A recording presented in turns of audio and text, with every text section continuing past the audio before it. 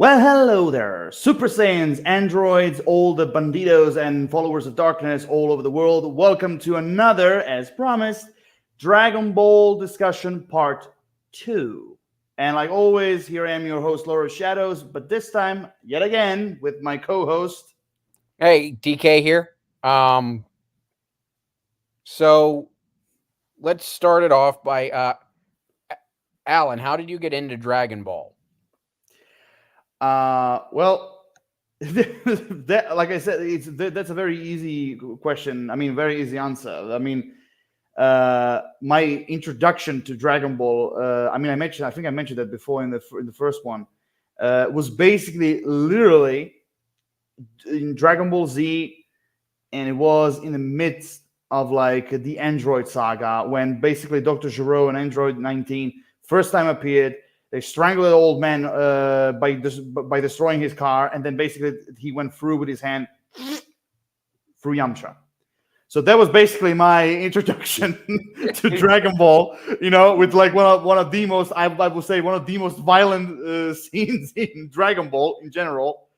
So yeah, that was basically my introduction, and immediately after that, I was like, first I would say I was interested in, and then later on, step by step, I was like really going for it. Like, I really want to see, what's next.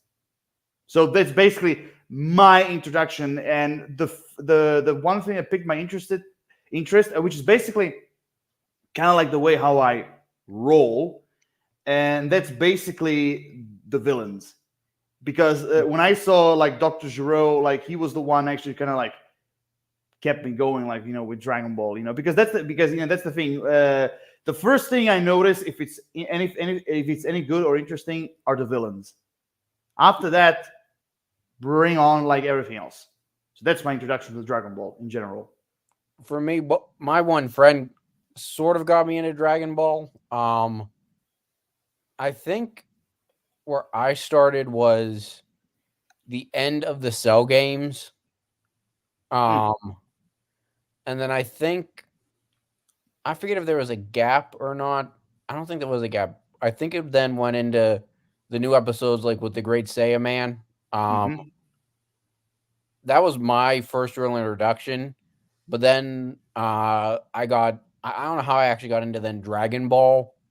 Um, I think it just happened to be on before Dragon Ball Z, and I watched it.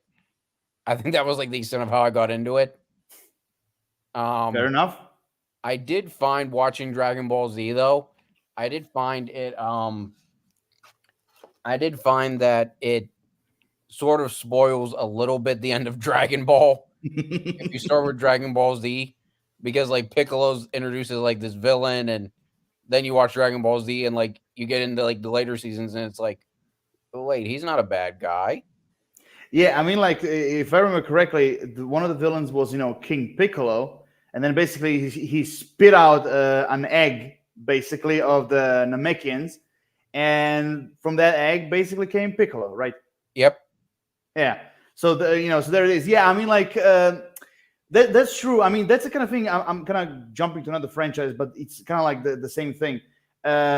Like for example, when some people, okay, yeah, when some people actually watch Ahsoka, for example, there'll be a lot of things that are like questioning, like like for example about Thrawn or Hera Syndulla, or Mhm. Sabine Wren, basically, or even Ahsoka Tano herself. Like basically, you have to watch. If you didn't watch Clone Wars or Rebels, you're gonna be a little bit lost in a way. So that's the same thing with Dragon Ball Z. Like if you didn't watch Dragon Ball, there's a lot of stuff in it that you're gonna be a little.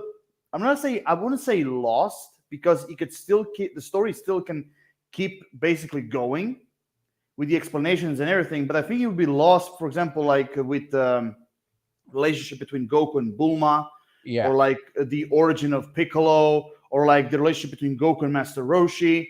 Like those are kind of things that I think like you can get easily lost, Yeah. a little bit. So yeah, but apart from that, I think like basically when you watch Dragon Ball Z, you can kind of see it kind of like watching a completely different thing. Because even Dragon Ball, the first one, if you cut out the adult Goku scene, If you cut out that, basically you think it's a kind of like a different anime. Basically. Yeah, it really Dragon Ball and Dragon Ball Z, they really, especially, I mean, I guess the King Piccolo saga sort of feels more like Dragon Ball Z, but like the first 3 or 4 seasons of Dragon Ball before that kind of feel like really a completely different show by and large. I think it has a lot more, it's a lot lighter and a lot more humor. And I mean, it just really feels like a different show. Yeah. Yeah, I mean, yeah, like I said, and also you also have to know the one thing I noticed. For example, if you're gonna take an example, like between the difference between Dragon Ball and Dragon Ball Z, for example, one of the biggest differences is actually that Dragon Ball Z is actually more mature. Yeah. Than, for example, what Dragon Ball is. Like, Dragon Ball also had some like violent moments and all that. Yeah, sure. But Dragon Ball Z, it's really the one who's like the most violent, and also more mature. And I would even say like because like Dragon Ball Z has a lot more even like dark moments or storylines that, for example, what Dragon Ball had when Goku was a kid. I mean, I kind of understand, for example, why Akira Toriyama changed how can I put this? Change the tone a bit because Goku was a kid, so you're supposed to be a little bit lighter, a little bit funnier in a way, even though when we talk about Goku all the time, it's funny, because he always does things that they're like either stupid or crazy or just simply he screws up something. So basically, for all the entire franchise, Goku is basically a comedian. But yeah, I think like the biggest difference is the tone. I mean, would you agree? Yeah. Now, speaking of the tone, do you think how do you say the new the Daima. Daimama? No, the Daima without the other ma. Daima. Yes. Do you think Daima feels closer to Dragon Ball or Dragon Ball Z or Dragon Ball Super? Oh, that's a good question. I would say he has elements from all of them. Like, for example, let me put it this way. The child element, that I can definitely take that from like Dragon Ball. For example, like Goku, being again using the red stick as a weapon. That like immediately takes you to Dragon Ball, basically, and all the children's basically. Now, there are some elements that also kind of makes you kind of like think like it's similar to Dragon Ball Z and to Dragon Ball Super. I think like when it comes to Dragon Ball Super, from what I've seen in the trailer, and one of the things that the anime trailers are notorious is that they don't like they show you something, but they don't show you everything. Yeah, like they show you very little. So from what I have seen, like I said, the children part is from Dragon Ball. The story-wise thing, the story-wise element, I will say, kind of goes more into Dragon Ball Z, and then like some of the new characters, I think like that's the Dragon Ball Super thing. I know it's kind of complicated, but like so far, like that's the way how I would see it. It looks from the trailer a lot lighter to me. Although that made me think of something you mentioned about the kid thing. So, and Yeah, go ahead. I don't know how long. I mean, from what I understand, it sounds like it's gonna be a more limited series. So here's a question. Go ahead. Goku and Vegeta, especially, are gonna be turned into kids. So, do you think that Toriyama's gonna have them regrow their tails? And do you think the Uzuru might come back? Ooh, that's a good one. I would say it's possible, but big if. And I'm going to say big but. It's possible, but I honestly doubt that he will do that. I honestly doubt that he's gonna give them back, the tails, which will basically transform them into the big monkeys thing. Like, I doubt that Toriyama will do that. I think Goku, Vegeta, and all of them, all the rest of the characters, I think like they're just gonna be transformed into kids. Because from what I've seen from the trailer, I mean, in the trailers, the trailers usually are known for, they hide some certain elements, until like the show or the movie is out. But in this case, I don't think we will see the tails. I think that they're just transformed into kids, And also, I'm just gonna add just something what you mentioned before. I do agree. I think this is gonna be like a limited series. I don't think it's gonna have more sagas or seasons. I don't think it will. I think there's a possibility. There's a possibility because there's a rumor going around. I mean, I mentioned it in part one that this show is supposed to be like between the end of the Majin Buu saga and and also like before Battle of the Gods storyline. So again, it's just a rumor; it's not confirmed, but we shall see. We shall see. But I don't. It all depends. How long is the timeline in between?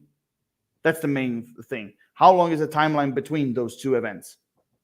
If it's big, which I doubt it, but if it's big, then maybe there's a chance it could be a little bit longer. But again, I just like you, I don't think I can see it lasting very long. I think it's going to be like just either one thing or maybe, give or take, 2 more seasons. Give or take.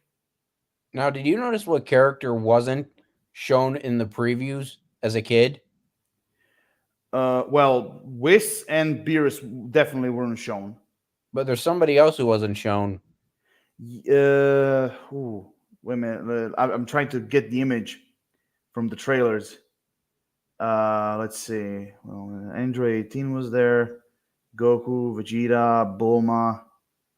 I think I saw Krillin. Piccolo also was there. I'm trying to think like who wasn't there. Goten and Trunks were there, but they were like little babies. Yeah, I've seen that. They were in it as well. Who else? But there's one major character who wasn't in the trailer. I have to rewatch the trailer so I would see it. But go ahead, say it. Who? Gohan. Right. Yes. He was like the second character I would thought like maybe Gohan. You're right. He wasn't there. And I don't know if that means that he's going to be. That either means one of two things. I think that either means that he's not going to be part of the story, or that means that he's going to factor into the story, like in a bigger way. Yeah, I agree. I just don't know which one it is. Yeah. Also, there's a rumor going around. Again, it's just a rumor. Although personally, I don't think it's true.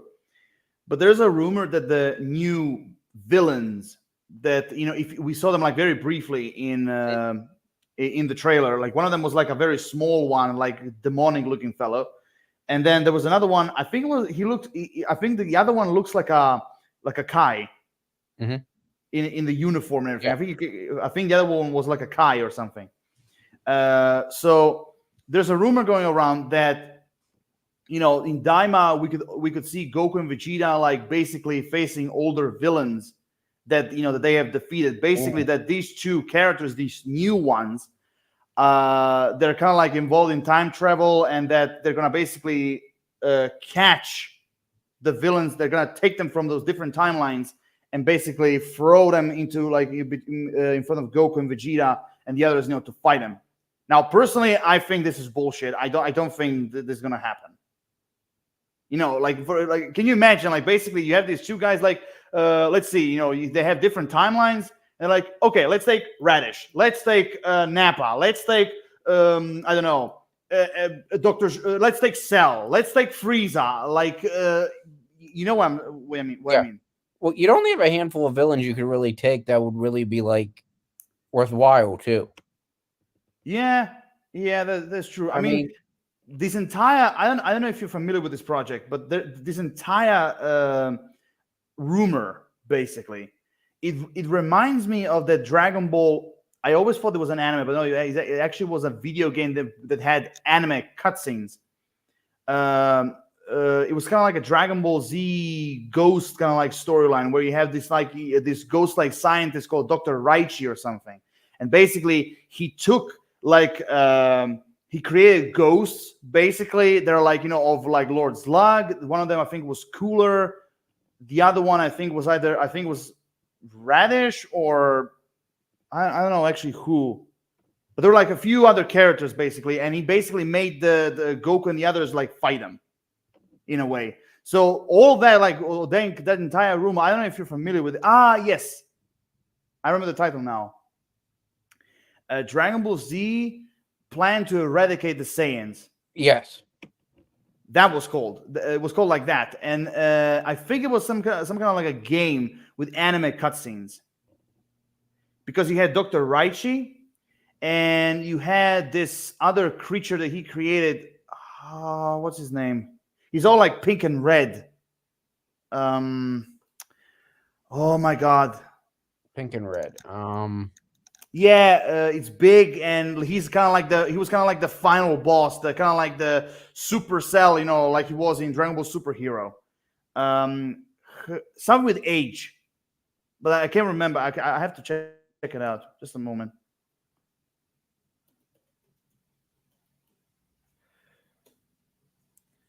Okay, got him. Hachiyak or something like that. Yeah. So basically, like I said, this entire rumor reminds me of that. But again, I don't think this is gonna be the case. I don't think this is gonna be the case, and I have a feeling these two villains, I think, because the way how they're like watching all the monitors, like of their past, basically, it kind of makes you think like maybe they're testing them or something. Interesting. That's not a bad thought. That's what I got like from the trailer. It sounds like they're gonna like test them or something, like and which is another thing another theory I have. I don't think they're gonna be kids for the entire anime. I don't think they're gonna be kids for the entire anime. I think they're gonna be kids for like one period of the anime, and then basically later on you will see them as adults. That's what I think. Because if you have them as kids the entire time, I don't think that would actually work. If you had them the entire time as kids. That's a good point. And if they keep them kids, I mean, I don't know. That was always one of my problems with Dragon Ball GT is there was no real resolution to it. So I mean, if they do keep them as kids for an extended period, I really hope there's at least some kind of resolution to it. I don't know that kind of. Yeah, I get you. So now Dragon Ball Super. Yeah, so basically we touched a little bit in the first one, but this time I kind of want to go a little bit deeper into Dragon Ball Super. So basically, let's put it that way. Even though they retold the stories in the anime, but let's say that Dragon Ball Super is basically the sequel to Battle of the Gods and Resurrection F. Let's put it that way. Okay. Now, I will say this. What were your basically with Dragon Ball Super like as a whole? What is your impression of the anime? I liked it. I thought probably animation wise, the strongest arc was the Universal Survival arc. Oh, for sure. I thought they got the animation right with that. Although I really liked the Zamasu Goku Black arc. I thought that was kind of a cool arc. I liked the concept and the idea of it. But yeah, I mean, like, yeah, and then what was the other arc? where Beerus and Champa had teams. It was before the Universal Survival arc. Yes, I you think it was had before one. the Black arc. Yeah, But it basically was the arc where you have the universe of Champa and Beerus fighting each other. yeah, that one I wasn't completely crazy about. I mean, it was cool. I just wasn't nuts about it. I think the two strongest were the Goku Black Zamasu and the Universal Survival. I'll be honest with you. Like the for me, my personal, it's kind of difficult. Like, is it like arc or saga? Because in Dragon Ball, it's always like a saga. So I would say my favorite saga is definitely the last one, the Universal Survival. That's definitely my favorite one. The only reason why it's Goku Black Zamasu saga for me is like second place. There's only one reason why second place, and that is I didn't like the twist that basically where Zamasu switched bodies. Okay, yeah. That's I felt like, wow, we have like a Goku Black, we have like an evil version of Goku. I was like, wow, that's so cool, it's awesome. But when you figure out it's basically Zamasu switching bodies, I was like, it took it away. Yeah, that does kind of take some of the. I never thought about that, but you're right. That does kind of take some of the What is because the first time when I saw him, I was like, wow, are we gonna have like some kind of a reverse Flash, kind of like villain? Like basically Reverse Flash being the opposite of the Flash. So I felt like, wow, we're gonna have like an opposite of Goku, like a Goku Black or some evil version of Goku. I felt like because there were moments where I actually thought, wow, like this guy is gonna be like even way more better than what Turles was, who was also kind of like the copy of Goku, basically. Mm-hmm. And he was going in the direction because I really like the Super Saiyan Pink thing. Yeah. I really like the idea. I really like his design, and I like that his version is like a little more skinnier than actual Goku. But again, when you have the revelation that basically Zamasu and him switched bodies, I'm like, I was like, it took it away, because like. Why? Like I was like, why couldn't they stick with like an actual evil Goku? Yes. Like from another, like from an alternate timeline, or like from a different universe. Basically, like for example, the biggest. Okay, another example, like for example, Kang the Conqueror and his variants. Yeah. Just like that, Goku and his variants. Everything would have been perfect, but. They went with that, and I felt like because the first one I saw them, I was like, oh, Zamasu and Goku, like they're joining forces, but no, it's the same person, like only like Goku, like the Goku Black / Zamasu is like another version, and then like this like godlike Zamasu is another version, like that. I will be honest, I had to rewatch that part of the saga a few times because like that time was like, when it comes to time travel, like it was very confusing. It was very confusing how all of this happened, and then like after a few times watching those few episodes, I was like, okay, I finally got it. It was confusing. The other thing that was really kind of confusing too about it, which I felt kind of, and we might have already talked about this. Maybe one of our chat messages, I don't know, but one of the things that kind of I liked it, but it also kind of was really out of left field was the pairing of Future, Trunks, and Mai.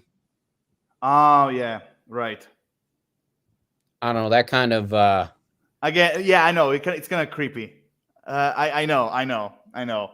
Like basically, he's engaged. I think like they're like wife and husband in the future, right? Yeah. Okay, so basically, like he's married to a granny. Yeah. Basically. Yeah. I don't know that kind of. I don't know that. I mean, I it's good that they gave Trunks someone, but that just kind of felt like really out of left field for me. True. But I mean, I don't know. I mean, I really have mixed feelings because I mean, it's out of left field, but it also kind of worked and fit. It just was like really, really out of the blue. Yeah. Also, like you said, out of the blue thing. There is one scene where I thought not only it's like there's a scene where I thought it was like an anime masterpiece. I think when I revealed what that scene is, I think you're gonna be a little bit confused. But there's a scene in Dragon Ball Super. We also see it in Resurrection F. I think you're gonna know what I'm talking about. But there's a scene that I thought it was a masterpiece and also one of the greatest Dragon Ball scenes ever, and that is Frieza's punishment.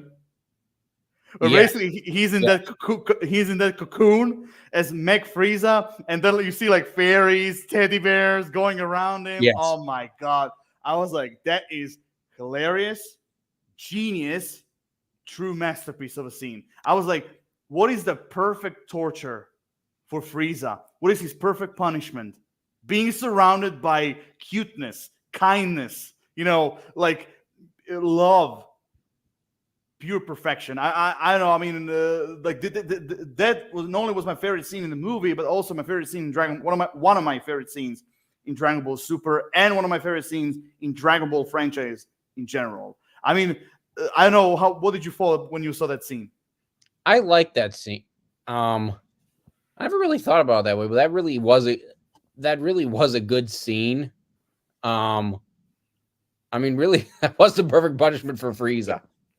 I told you, yeah. I mean, the guy is like super, like pure evil. So what's the greatest punishment he can have? Surrounded with like goodness. That's the biggest and greatest punishment he could have.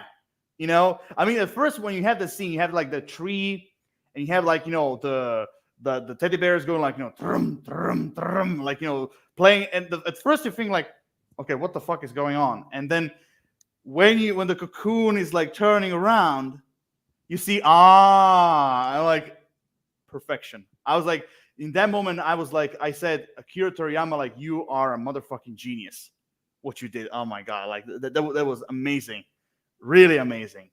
Yeah, but also there is another small arc. Basically, it was like I think it was like a 2-episode thing, where there was like a slimy copy of Vegeta. Oh yeah. I don't remember exactly what the main thing was, but I think but I know that Goku was like fighting this like slimy version of Vegeta that was also in it. But even though personally that 2-part episode I wasn't actually quite I didn't quite care about that. Also, there is one scene that was in the movie in Battle of the Gods, but they removed it. They didn't remove it. They actually changed it, and I personally thought it was I was really sad that they changed it. When Vegeta was trying to entertain Beerus, and he was like doing that dance, doing that.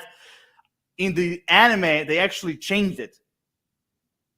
He didn't do the dance like let's do bingo. Like he didn't do that dance. He did something else, and I always wonder why the hell did they change it? Because that was perfect. Like basically, not just simply as a funny scene, but also, as Vegeta, basically being thrown so low, like doing everything just no one will get their ass kicked, or basically this world being destroyed. Kind of made sense too that Boo was the one to piss off Beerus. Oh yeah, the pudding thing. Oh my god, that was hilarious. Like one stupid thing, which was the pudding. One stupid thing, and he got pissed off because of it, because he never tasted a pudding, and that's one of the craziest elements of Beerus, which I was really surprised that Akira Toriyama actually. I mean, I wasn't actually surprised because that's actually Toriyama's touch. But I love that that Beerus is like a culinary I wouldn't say admirer. I would say a culinary. What would be the word? When you're interested, a culinary. what's the word? I know it. It's the tip of my tongue, but I can't remember exactly the I word. know what you're thinking of. Uh, let's just say, okay, sympathizer. Okay. Let's put it that way. A culinary sympathizer, and that was really funny to me. I mean, Whis and Beers both, but that pudding scene that was magnificent. And also, like, again, I agree with you, Majin Buu, perfect character to piss him off, perfect character. And also, like he was like the strongest guy there, and then basically Beerus just simply destroyed him easily. The thing I didn't like about Dragon Ball Super is, well, I'm not gonna say as a whole because it did they did change it in the last arc, the Universal Survival arc. But for most of Dragon Ball Super, I feel like they kind of, maybe it was purposely, I don't know, but they kind of made Gohan like really, really, really weak. Oh yeah, Really right. kind of like a dull character. I don't know if they just didn't pay enough attention to the character at that point, or if I don't know why they did that, but I don't know. I mean, it's kind of cool to see like that softer side of Gohan, but at the same time, I mean, they really did kind of like make like really, really, really make him weaker than they probably should have. No, I agree on that part as well. I really do. Also, there is one small. Before I will catch up with the survival thing in a few seconds, but there is one episode in Dragon Ball Super that I thought it was hilarious, which was it involved Pilaf and the little girl being like a baby Super Saiyan. Yes. When they're trying to kidnap the child, and basically she threw them she basically dragged them everywhere, unlocking her like Super Saiyan potential. That episode was, you could kind of say it was filler. You kind of say it was a filler episode, but it was still hilarious. It was hilarious. Yeah, but there's also there are a few things that that kind of bugged me in the survival area, and in the Universal Survival saga. They kind of bugged me. There is one particular character I was disappointed. Wait, hold that thought for 1 sec. I gotta run and use the bathroom real quick. No problem at all. You can go to the Kazi.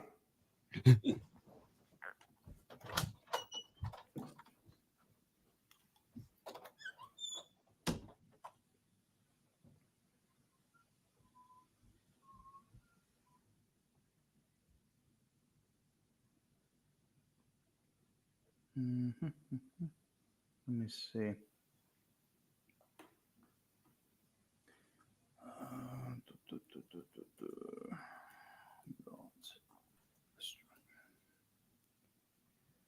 Where are they?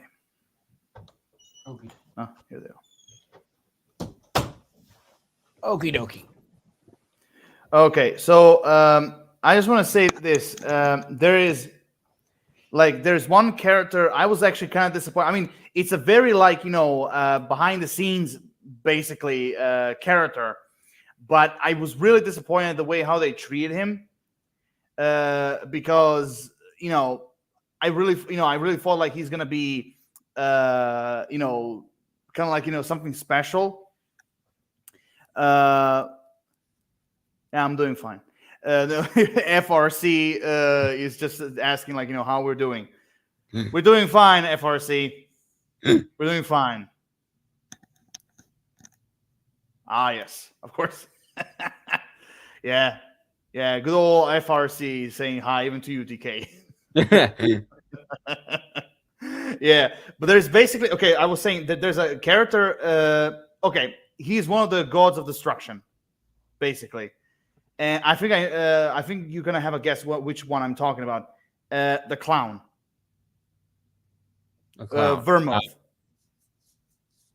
Who had like a Harley Quinn type of like Whis. Okay, yeah. Yeah, I thought when I saw his design, I was like, oh great, we're gonna have like a Joker God of Destruction. That's cool. He was the opposite. He was like cool. He was like peaceful and everything. I was like, you had an opportunity to have a psychotic God of Destruction. and you guys fucked it up. I was like, I was so disappointed, you know. And honestly, like I have their designs right here. A lot of the Gods of Destruction, honestly, I cannot take them seriously with their designs. I mean, one of them literally looks like Jerry, the mouse. Mhm. Literally. You know, then of course, then there's Eric, who looks like the fucking creature of the Black Lagoon. Then there is Cider, who looks like Gimli. I don't know if like the only one I would say I was impressed, you know, besides Beerus, of course, was the elephant God of Destruction. Okay, yeah, I know which one you mean. Yeah, I was impressed by him, you know, because Akira Toriyama, it looks like he was using I think it was like the Indian kind of like entity, which is kind of like an elephant. And also the other one I was impressed was, you know, the Cleopatra, like God of Destruction. Yes. Now, what did you think about Jiren? Jiren. Oh, you mean wait a minute. Sometimes I really have to oh yes. The fucking like the fucking Broly with a cutie face. No, the guy who Goku and Frieza had to take out of the ring together. No. That's what I meant. Like Broly, like powerful character, but with a cute face. Yeah. That's Jiren. Yeah. Honestly, I really have no problem with like overpowered characters.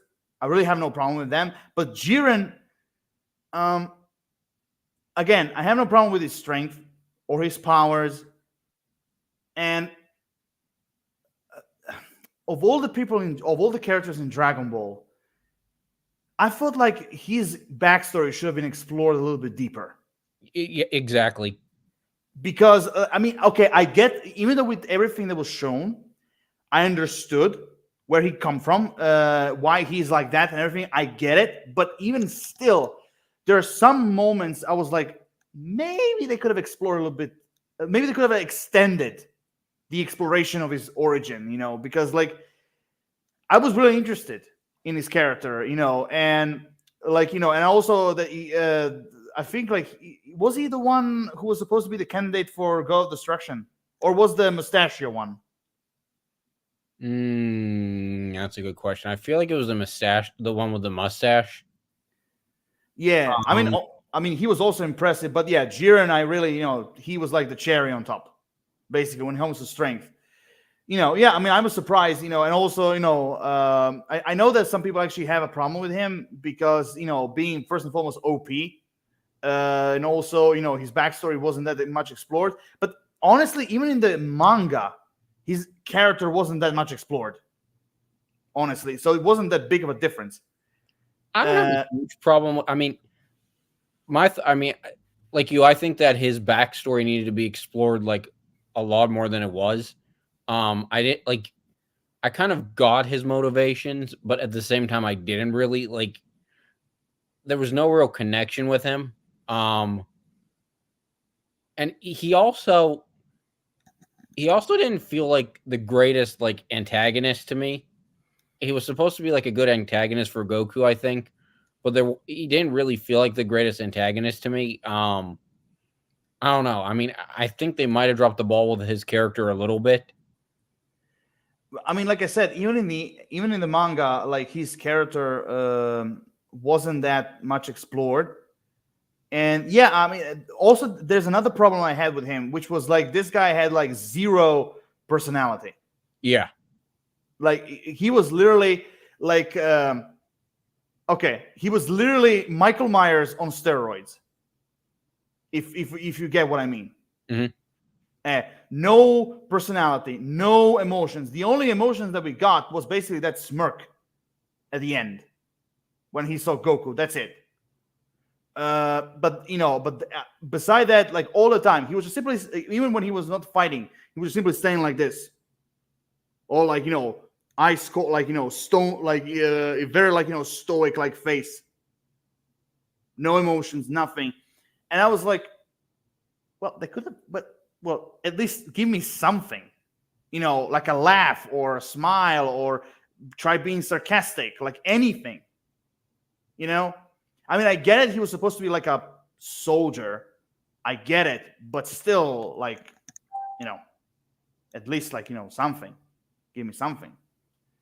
But overall, again, like I said, Jiren, I had no problem with him as a character, even though he was a character that I agree with you, he had potential to be a great like ultimate challenge in the tournament for Goku and everything. But you know, in a way, I mean, the way how he was treated, again, you know, I understand his origin. I get why he's like that and everything. But again, his origin, I think they could have extended it to explore it a little bit deeper. You know, I mean, you can easily, I mean, seriously, if another example, if One Piece can take like 2 episodes or even 3 episodes showing like a guy's origin with flashbacks and everything, if they can do it, why not Dragon Ball? Like, you can seriously give me a 2 episode origin about Jiren. I wouldn't mind. Would you mind? I know. I think they need to. I hope they do that because, I his backstory I like. I think it has potential. Yep. I just want to see more of it. Yeah, I agree. I totally agree. You know, I would love to see more of him. But again, you know, with everything that we got, you know, for me, Jiren was as a character with everything we got. I was like, okay, he was an okay character. You know, he was interesting as a fighter, and I guess like he was basically the point of, you know, seeing Frieza and Goku work together and everything. But overall, you know, he was just fine. And again, he could have been like one of the greatest characters ever, you know, with the new version of Broly. But you know, in the end, he was just simply, you know, an okay, solid character.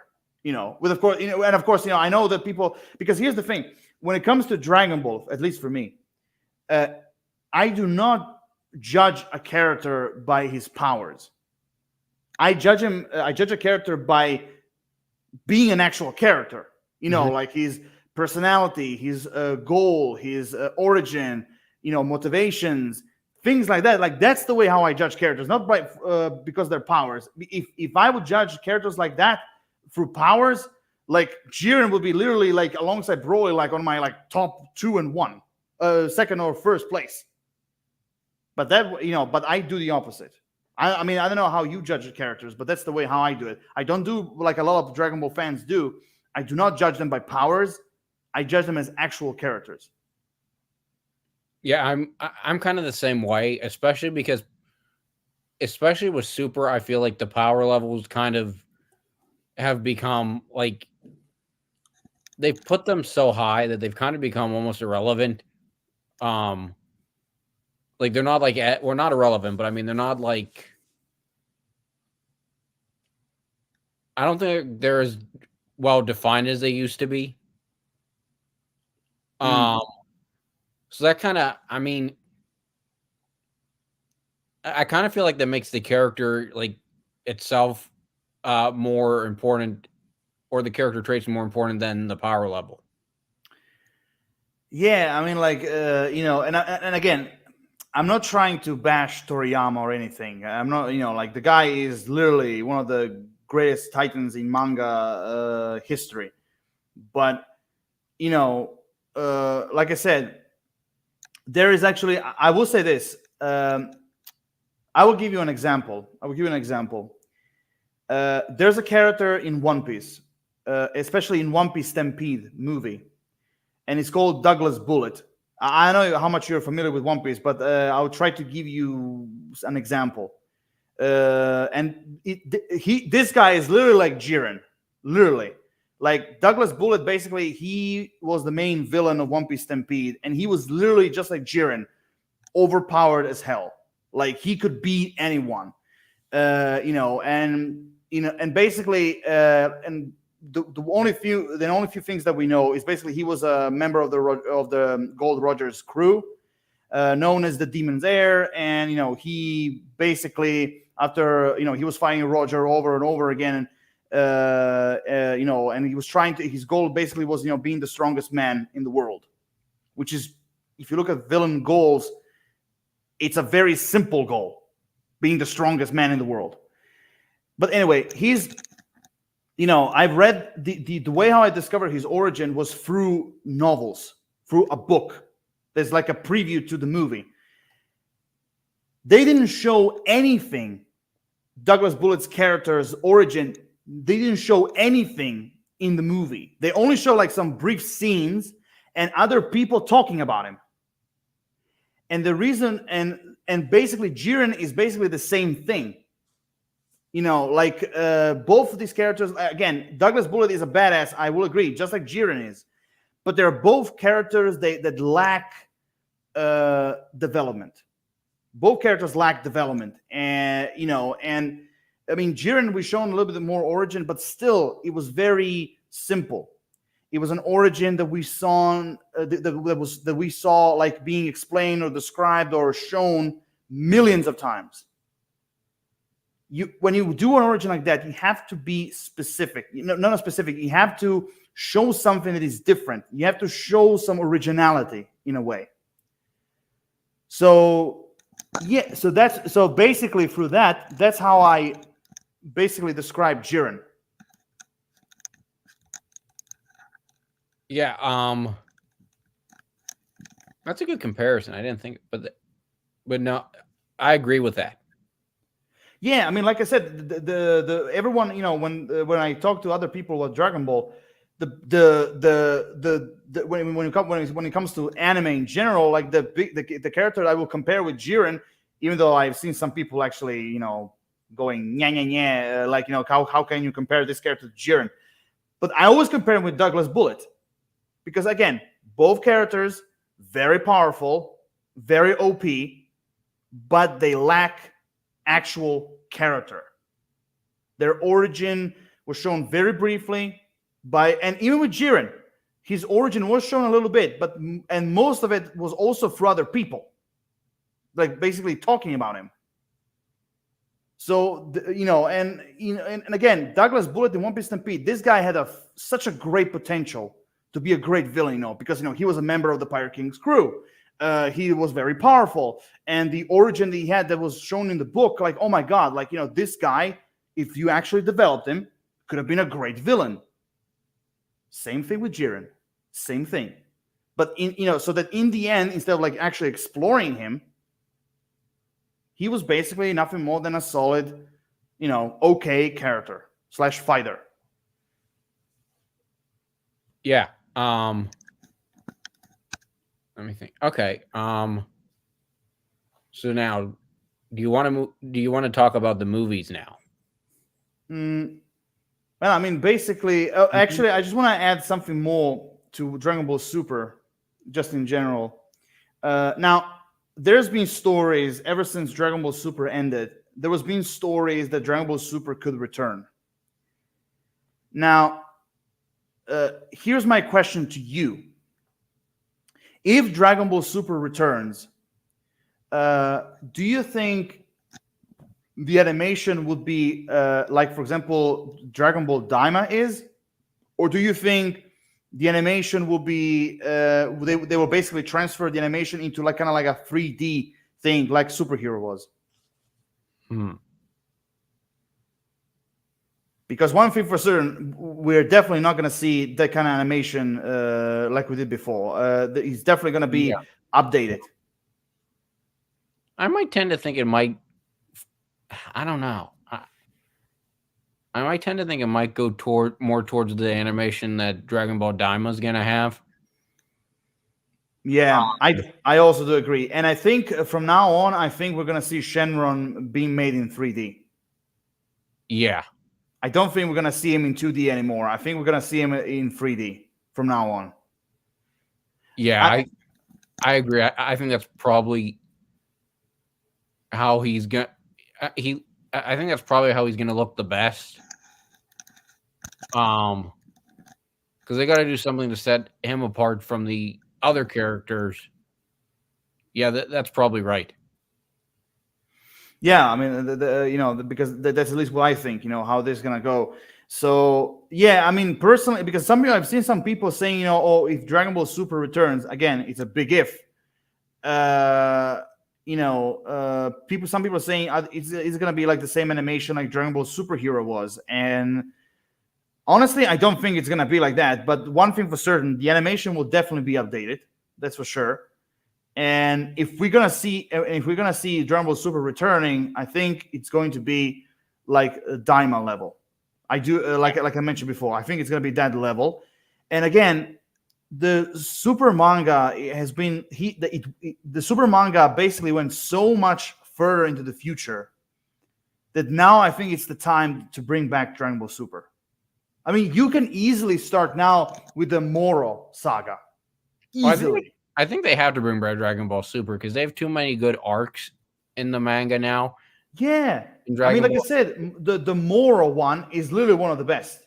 And again, I because when I read the manga, Moro is a very interesting Dragon Ball villain. Not just simply being OP, but also because he's also OP. But he was a very interesting villain. Also, he had another villain. I mean, he wasn't exactly a villain, but almost like an anti-villain, anti-hero character like Granola. Mm-hmm. The green hair with an eye patch. You have him you have an interesting character like him. Like there's loads of arc stories in Dragon Ball Super now in the manga that they can easily transform into an anime. Well, you got Alter Ego Vegeta that you'd have. I mean, I don't care about anything else. I want to see Alter Ego Vegeta in the anime. I want to see that animated. Oh, for certain. Also, not to mention, there were plans that if they bring back Dragon Ball Super, they're gonna retell the Broly story. And remember, Toriyama, when he brought the story, it was a 300 pages story, and they had to make it shorter so they can even expand the story through the anime, make it even longer, make it more interesting. Yeah, I think they need to do that. I'd like to see them do, and then they have to adapt eventually Superhero into the anime too, I think. Yeah, that's true. That's true. But the question here's, so if they do adapt Superhero into the anime, do you think they'll change the animation to match whatever the animation of the show is? That's a good one. If they're gonna retell the superhero storyline, and again, if you're gonna do the Dragon Ball Super anime, then I think they're gonna definitely do it. But if they do it, I think it's gonna be old-fashioned 2D animation. I don't think it's gonna be 3D. I think it's gonna be 2D animation. Because I don't, because again, you have to make it the same way like the other sagas were done. You can't just simply make one that is just in 3D and that's it. So yeah, I think they're definitely gonna, if they do it, they're gonna definitely redo it in 2D, definitely. Yeah, I mean, and again, I really cannot wait Dragon Ball Super but again, it's been so long that honestly I kind of gave up.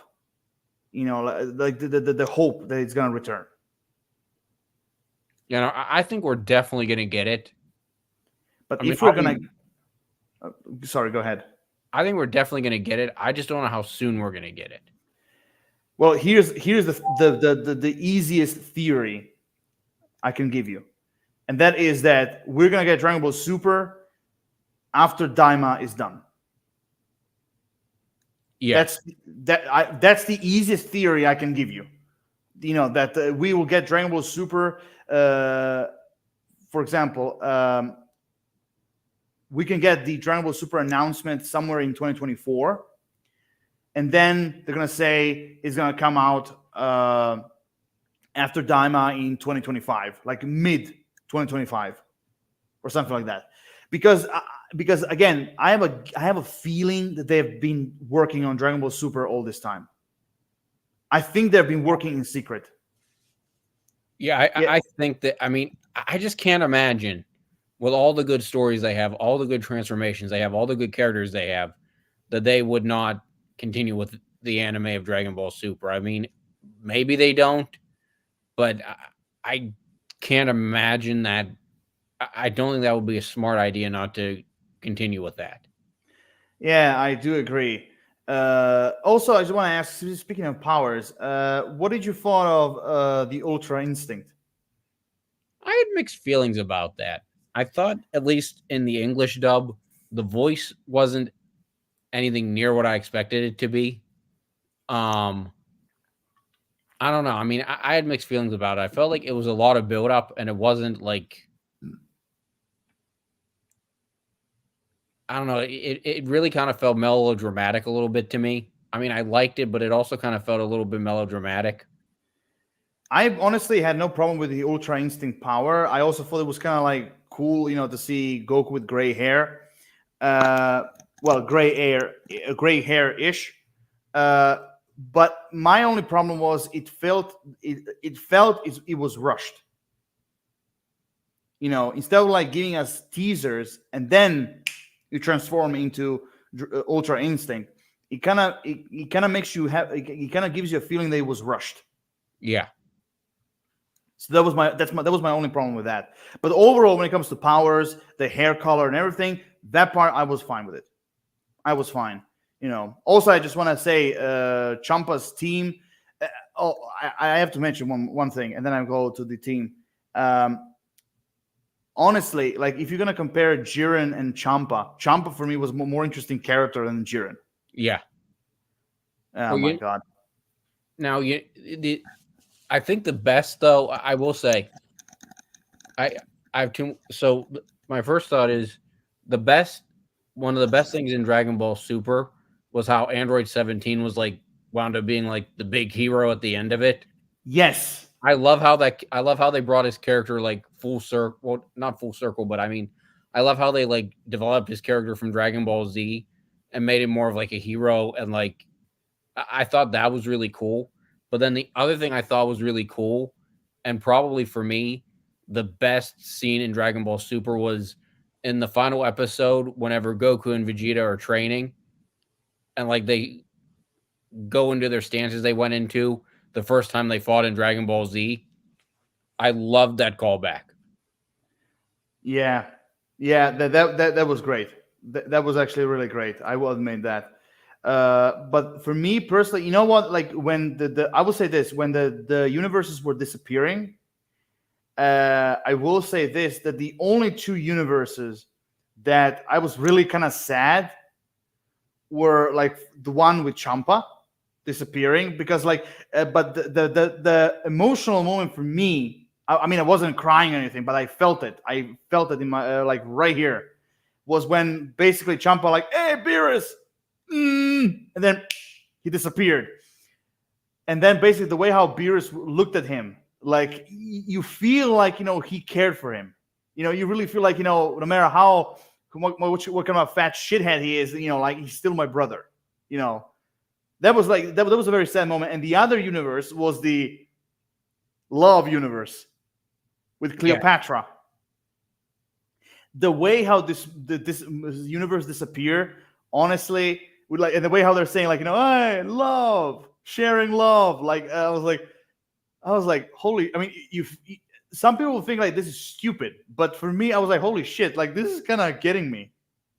This is kind of getting into me. The way how they disappeared. One thing I will say is Dragon Ball Super, if what they did was a series finale and it doesn't continue in the anime, at least, I think they did a pretty good series finale. Yeah, I will agree. It wasn't like, like a blockbuster masterpiece finale. No, but it was a satisfying finale. It was definitely better than GT. GT's finale just left, like, every time I watched it, it leaves you with loads of questions. It really never, like, it left me wanting, like, a lot more. And yeah, it was the same thing with the Dragon Ball Z series finale. I mean, it wasn't bad. It just kind of really, again, there was just no like punch to it. There was nothing really that like was, what's the word I'm looking for? There was nothing that really was like really cool about it. but Super just like sort of tied everything together, and like I just feel like it was really a good series finale if it was the series finale. Yeah, I mean, the only thing about the GT finale that I liked was that little moment between Krillin and Goku. That's the only thing I liked. Every time when I see Goku being on Shenron and then basically disappearing, every time I'm like, what the fuck? Yeah, I Like, never got that. I never really understood. exactly. Was It that? leaves you with so many questions. Like, what the hell happened? Like, why did he have to go with Shenron? Why did he disappear? Like, Yeah, there's I never so many really stuff. got that. It just didn't. It just never really like made sense to me, or like seemed like a good way to end it. Mm-hmm. Exactly. And like I said, the my biggest problem with Dragon Ball GT was they turned Goku into a kid, and like they Yeah. didn't really they never really truly resolved that. Yeah. At first I thought like, okay, they're gonna turn him into a kid like temporarily, like until like he actually, decides to, grow basically, normally into a normal adult. But they kept him as an adult, as a kid, the entire time. The only time he was an adult was when he transformed into Super Saiyan 4. Yeah. Well, I mean, and in that respect, it was kind of it wasn't a ripoff because I mean there are a lot of differences, but it was Mm. kind of the same idea as Case Closed, Oh yeah, right. which I think which I think pulls that concept off a lot better. But Case I mean, closed. Oh my god, I was always confused about Conan. Kid, adult, kid, adult. I was always confused. Like, wait, is he a kid or is he an adult? That was always confusing to me. Not to mention, case closed. Just like One Piece, I think like you can easily say he could easily go in the Guinness Book of Records, like because case closed is still going.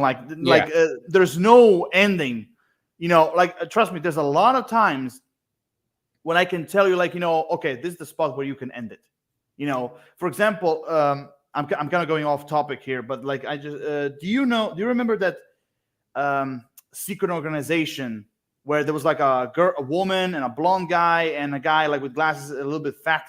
They were like yeah, all dressed in black. yeah, yeah, You could have easily ended, like, basically you could easily end the case closed with like Conan going in a final confrontation against these guys, basically. And also you can find out, like, who is the leader of this organization. Although a lot of people said that it could be like the doctor, his ally, which I thought, like, if he was the leader of that criminal organization, that would be actually a pretty good twist. You could have ended that show literally with that final confrontation, but no. First, the organization was never resolved. It's still a mystery. mm-hmm. It was never revealed who was the leader, and basically just kept going. Unlike Dragon Ball, like every single show, like Dragon Ball Z, Dragon Ball Super, heck, even Dragon Ball GT, they knew when to stop. They knew where the ending is. So that's that's the only problem I have with the case closed. Now, some people would say, because I'm a big One Piece fanatic. Some people say, well, just like One Piece. I'm like, hold on, One Piece knows where it's going and where the ending is. Case closed. I think he doesn't know where the ending is. Yeah. But again, going back to the Super Saiyan thing, like kid, adult, like I do agree. That for me was a little bit confusing. So he's a kid, but when he transformed into Super Saiyan 4, he's an adult. Because when I was little and watching GT on the Italian channel, I was like, what the hell is going on? Like, because even the voices change. That was one of the biggest questions I had. So, the Dragon Ball movies. Right. Now I want to ask you first, and again, we're gonna count all of them, but if you can, which are your top 5 favorite movies?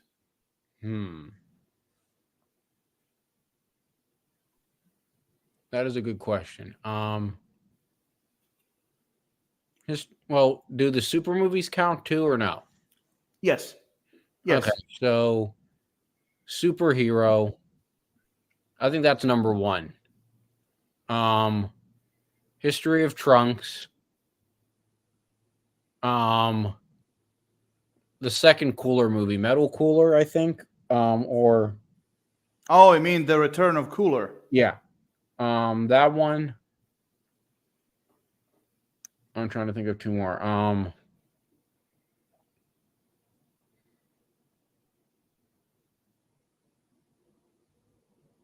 BoJack Unbound, I kind of liked, Really? and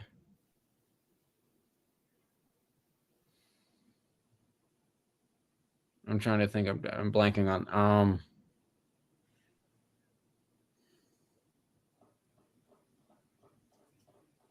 I don't know what I don't know what I'm forgetting about.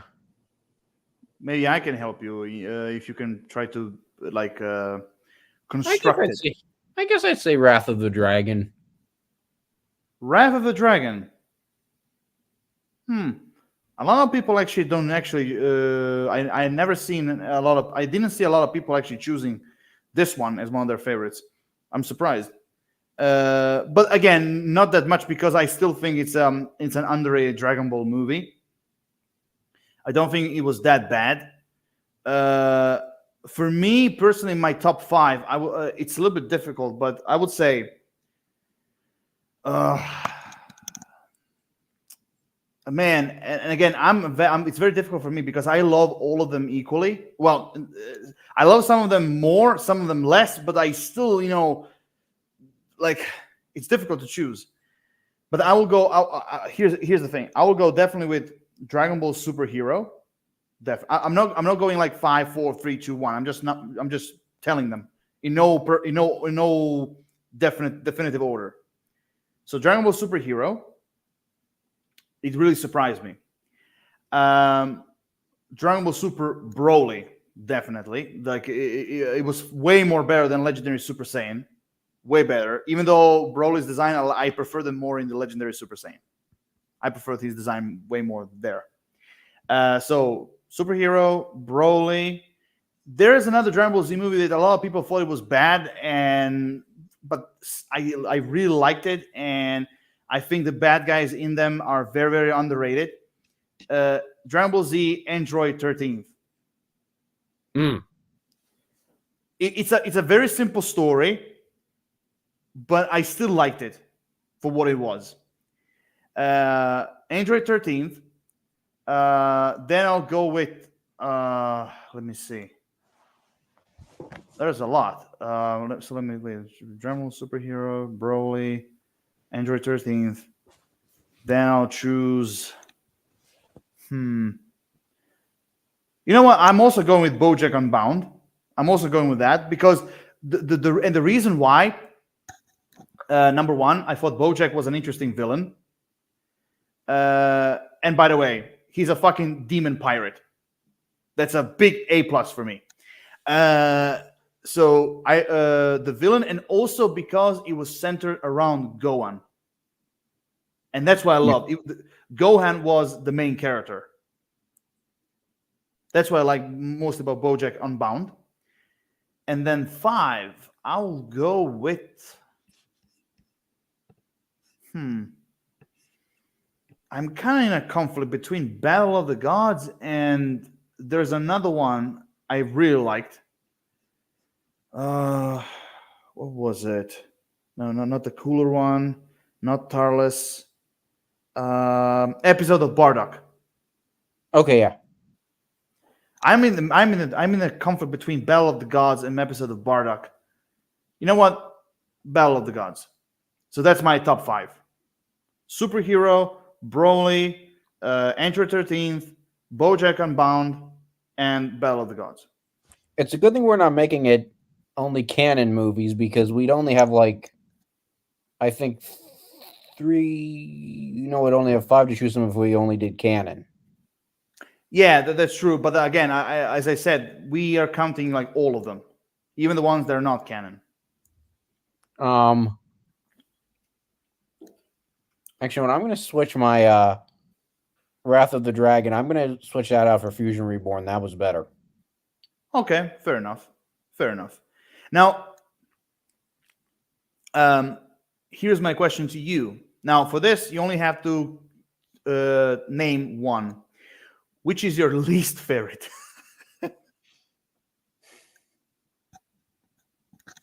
Broly: The Second Coming.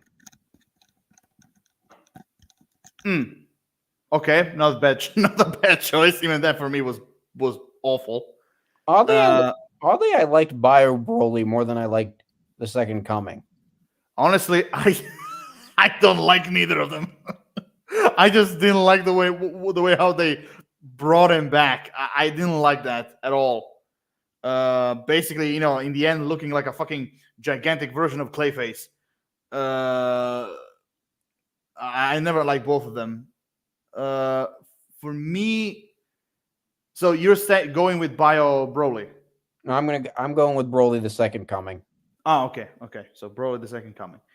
For me, I'm going with the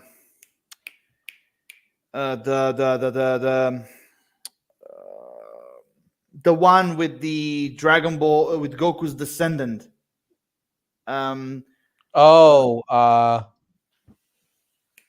What's the name of that one?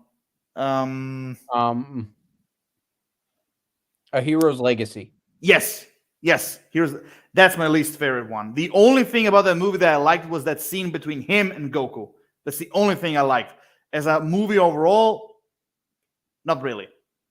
Yeah, that movie was kind of really pointless. And honestly, I don't even remember. Did actual Dragon Ball, before Z or GT or Super, did Dragon Ball had any movies? I think because I know I never watched any of them. I think they're sort of just like alternate retellings of the first like saga of Dragon Ball. You mean like the King Piccolo part? No, the Emperor Pilaf. Oh, I think they're just alternate retellings of that by and large. Because those ones I don't remember. Like I mostly remember the one from Z, the new ones, and the mostly the Z ones and the new ones. Those are the ones I remember. But like the Dragon Ball ones, I don't. Wait a second. You said your least favorite was Hero's Legacy. Yeah. That's my. There is another Dragon Ball movie though. Which? Oh my god! Oh my god! True. But this time we're talking about the anime movies. Okay, so it's very generous to. It's very generous that I just called that a Dragon Ball movie. Yes, very generous. Honestly, as I said, we're speaking about the anime movies. So Dragon Ball Evolution, fuck off. Just fuck off. Like not even mention. Like just like the guy who sells wands in Harry Potter. We shall not speak his name. We do not speak his name on this. So no, like no contest with Dragon Ball Evolution. Okay, no contest. I mean, do you know that One Piece had a live action TV show? Yeah. Okay. I mean, I watched the One Piece live action TV show.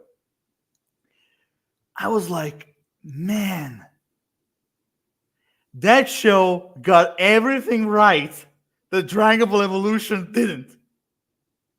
I was like, I mean, and here's the big thing.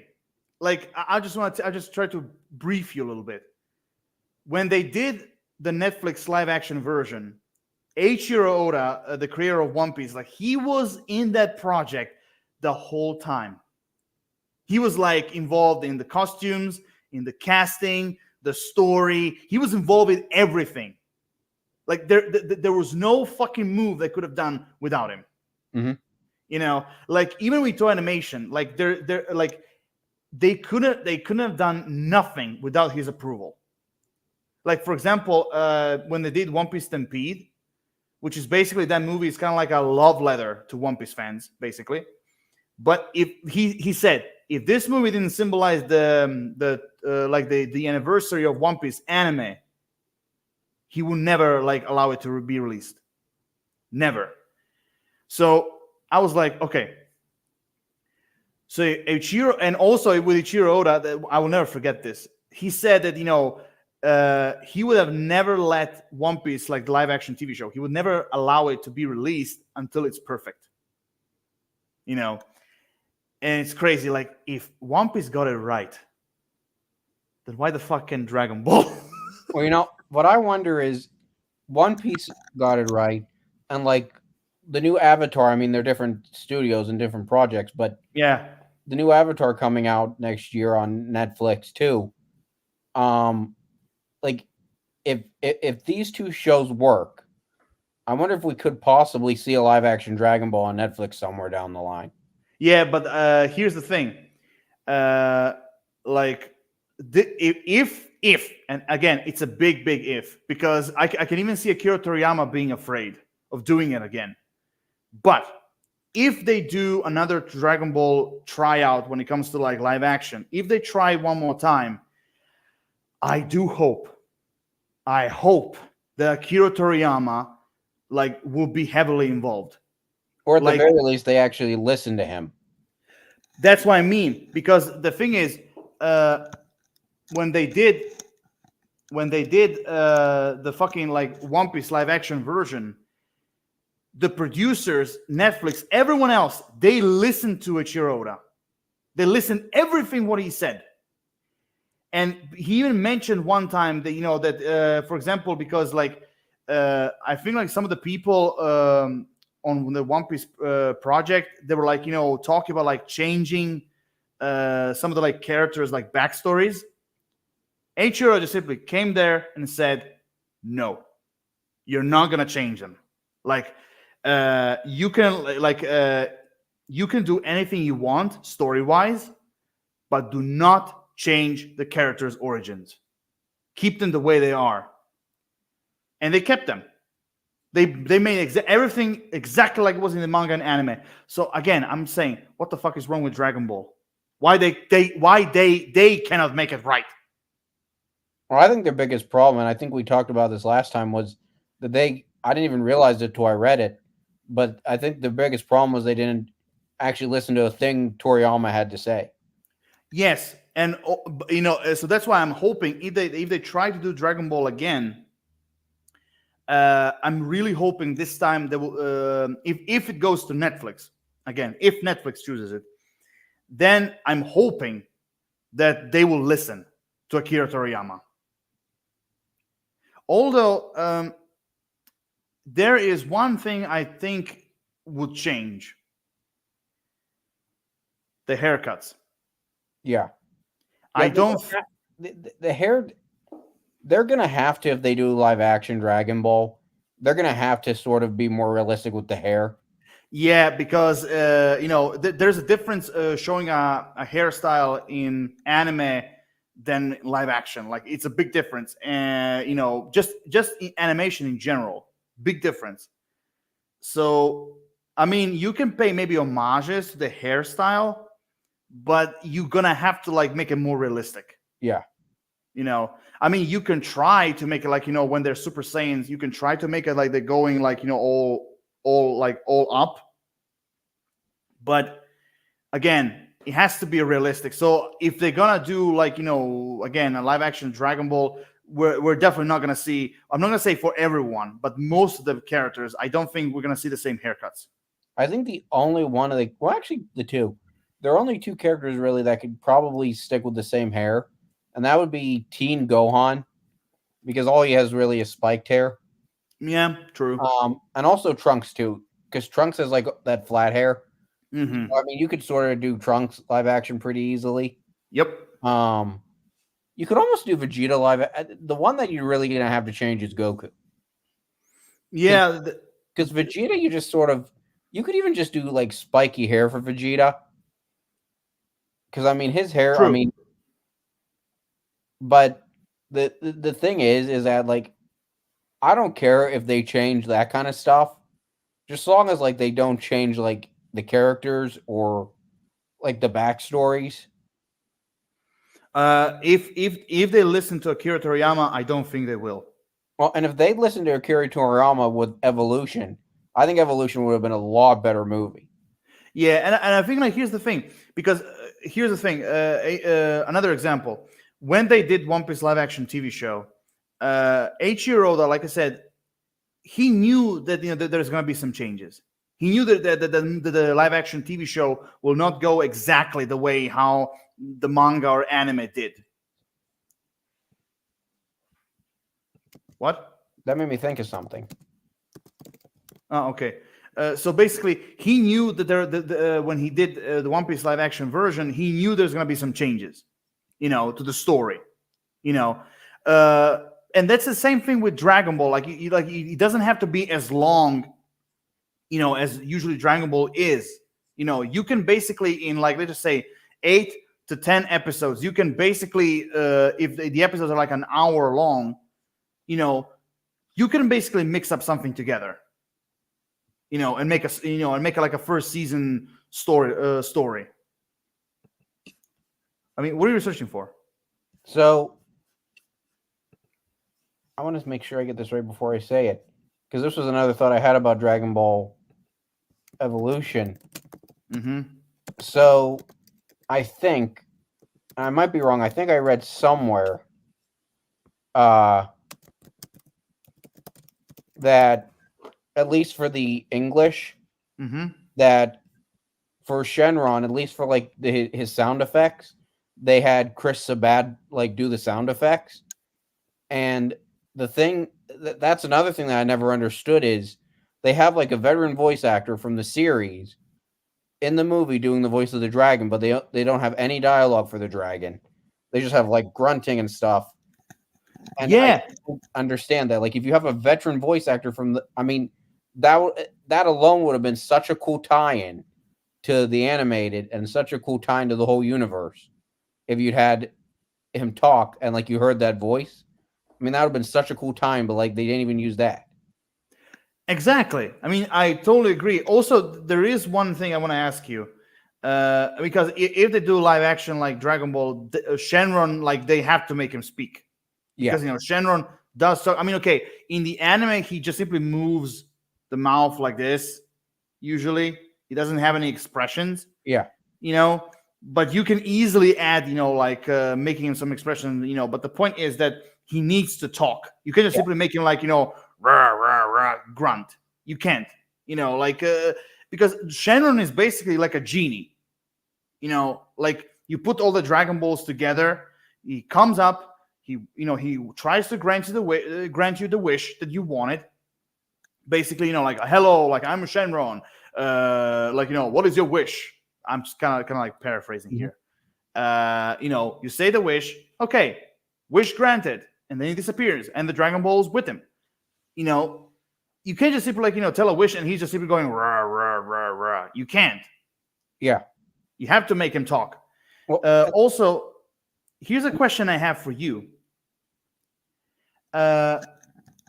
If they do a Dragon Ball, like I said, live action TV show, because I think the TV show would work much better than a movie. Here's a question I have for you. One Piece is a little bit different, but when it comes to Dragon Ball, do you think that the actors should be all like Asian? Or it could be like a mixture? I say a mixture. Because some people think like, all the actors should be like Asian. Even though a lot of people said, like, for example, Japanese. I'd say a mixture. Although the one thing I think they need to do if they do live action, they need to do it's so they can have King Kai in it because Yes. here's what I think. I think if they do it, they need to do two things. They need to have Shenron and they need to have King Kai. And I Yes. think King Kai is because he's all blue and he has the sunglasses and the antennas. I Yep. think the best way to do him is do like CGI. And the only reason I would do that is because if they do him CGI, they could get Sean Schemmel to voice him, who voices him in the cartoon, and also Goku. And then they could get Chris Sabat to voice Shenron. So they could like sort of tie it all in. And like, I don't know, I think that would be a cool touch if they were able to do that. Honestly, here's the thing. When it comes to Kai, I think you can do him. You can actually do him with prosthetics. The only thing you can just simply CGI is basically the movements of his antennas and also removing the nose. I still think though they ought to get Sean Schemmel in the prosthetics if they do King Kai, because I think having Sean Schemmel and Chris Sabat, if they're involved with the live action, I think that would give it a lot more of like appeal. And I don't know, I think that would make it a lot better if they go the live action route again. And also, here's another thing: Goku and Vegeta, they can easily be cast like they can easily be anybody because they're not from Earth; they're from a different planet. Yeah. So they can easily make them like from white to Asians to Latinos, literally anything. I would also almost argue if they do live action Dragon Ball again on like if they would do it on Netflix and he'd actually be interested in coming back, I'd almost argue in favor of them getting James Marsters back as Piccolo. But but I think like he's old. I don't know. I think he'll be too old now. Well, he might, but it depends what saga they go with, because if they do one where he and Kami are like fused, that might work. True. Or if they do one with Piccolo and Kami, make him Kami.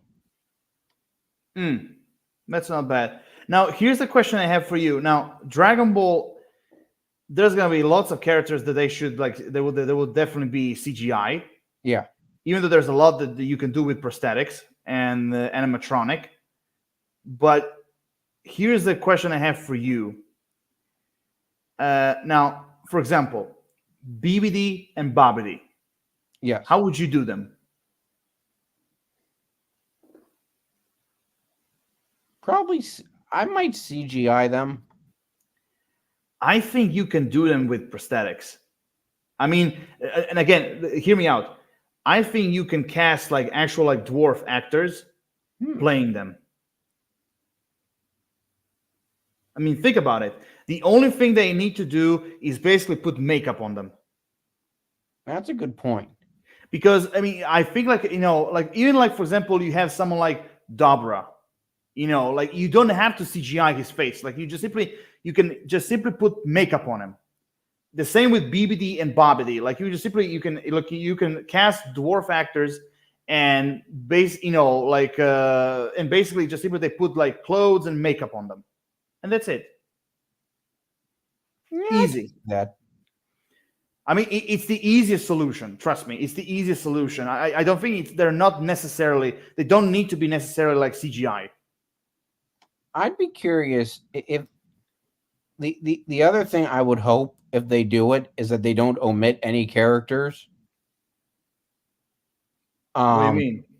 Because that was one of my biggest things with Evolution. I was like, as soon as I saw the trailer and read about the movie, that was one of my biggest like concerns with it.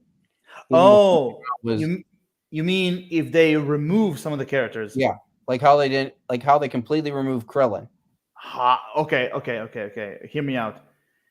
If they do a live action, like again, I'm talking as a TV show, live action TV show, for example, for Netflix.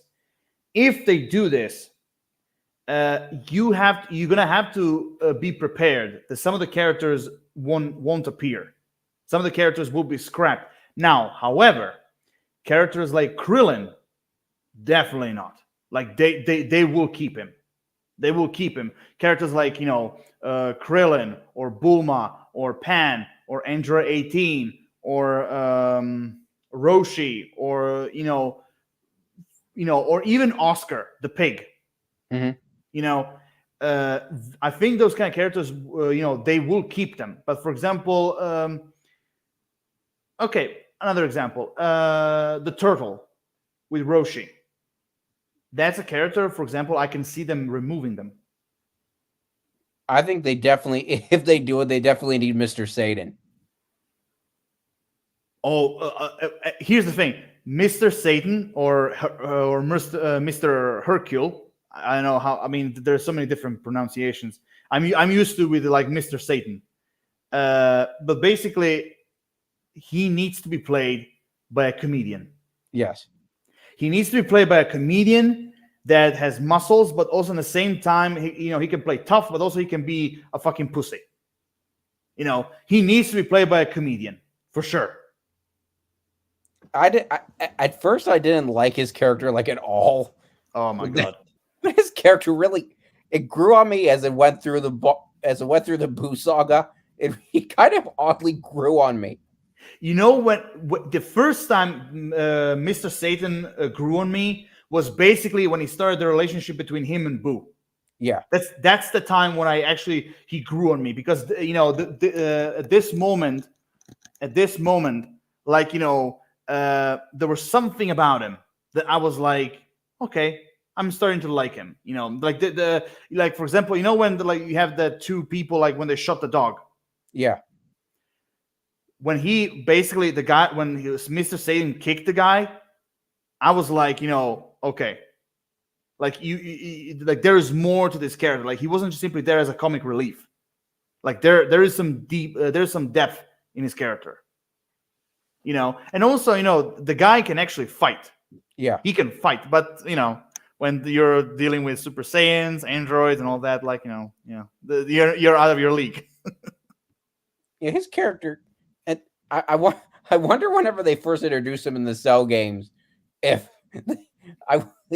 back then, I wonder if they thought or like actually intended to use him again. I don't know. I don't know that information.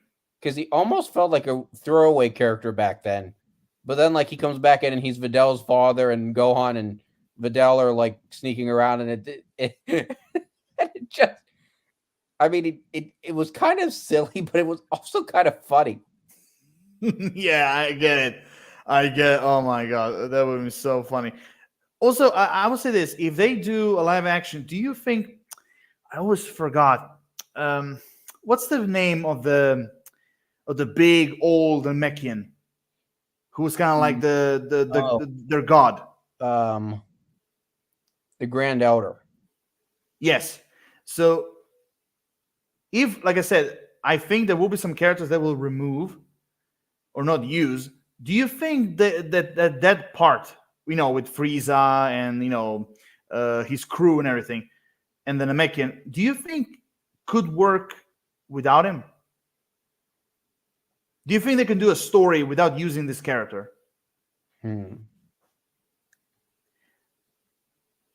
Because I don't know, this character always seems to me like, if they're gonna do a live action, I think they're not gonna use him. I mean, they could probably get around using him. Well,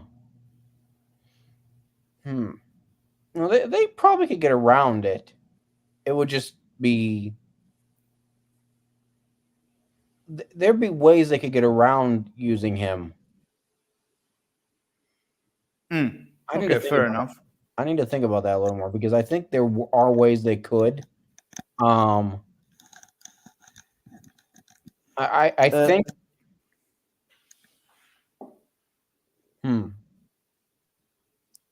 I do think if they do live action, the character I'd like to see them use and even like write more of a backstory for is Android 16. Oh yeah, a lot of people have been what? That character I don't really care if like they sort of like change a little bit, because I think he has a lot more that they can do with him. So actually who I think also in the live action, which character I think also they will kind of like dig a little bit deeper, Dr. Giro.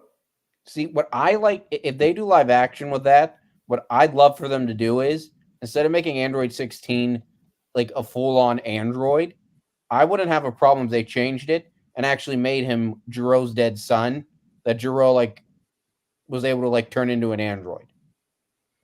Yeah, definitely. I would not have a huge problem if they made that change. Honestly, neither would I. Also, I would say the grand. I always say I basically say the grand Namekian. You know, the old big Namekian.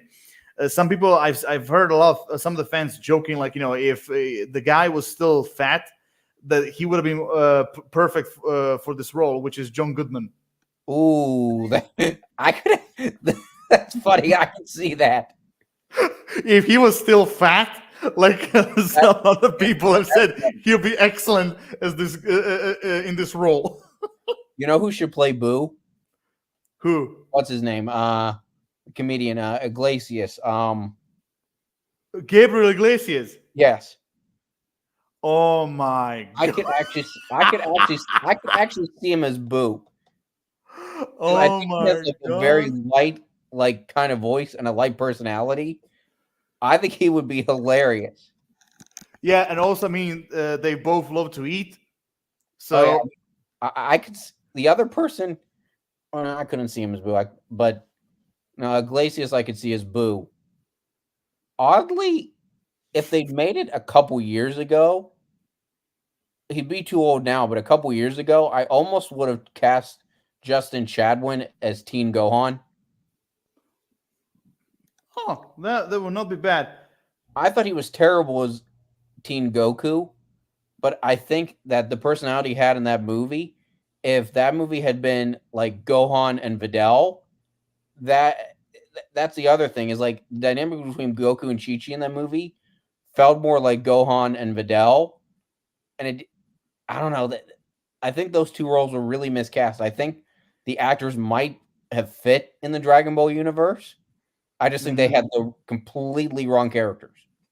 Yeah, I agree. But also, there's another joke going around that if the actor was like in his younger days, like in his 30s or late 20s, well, let's just say like mid 30s or early 30s, a lot of people have been joking that Android 16 could be played by Schwarzenegger.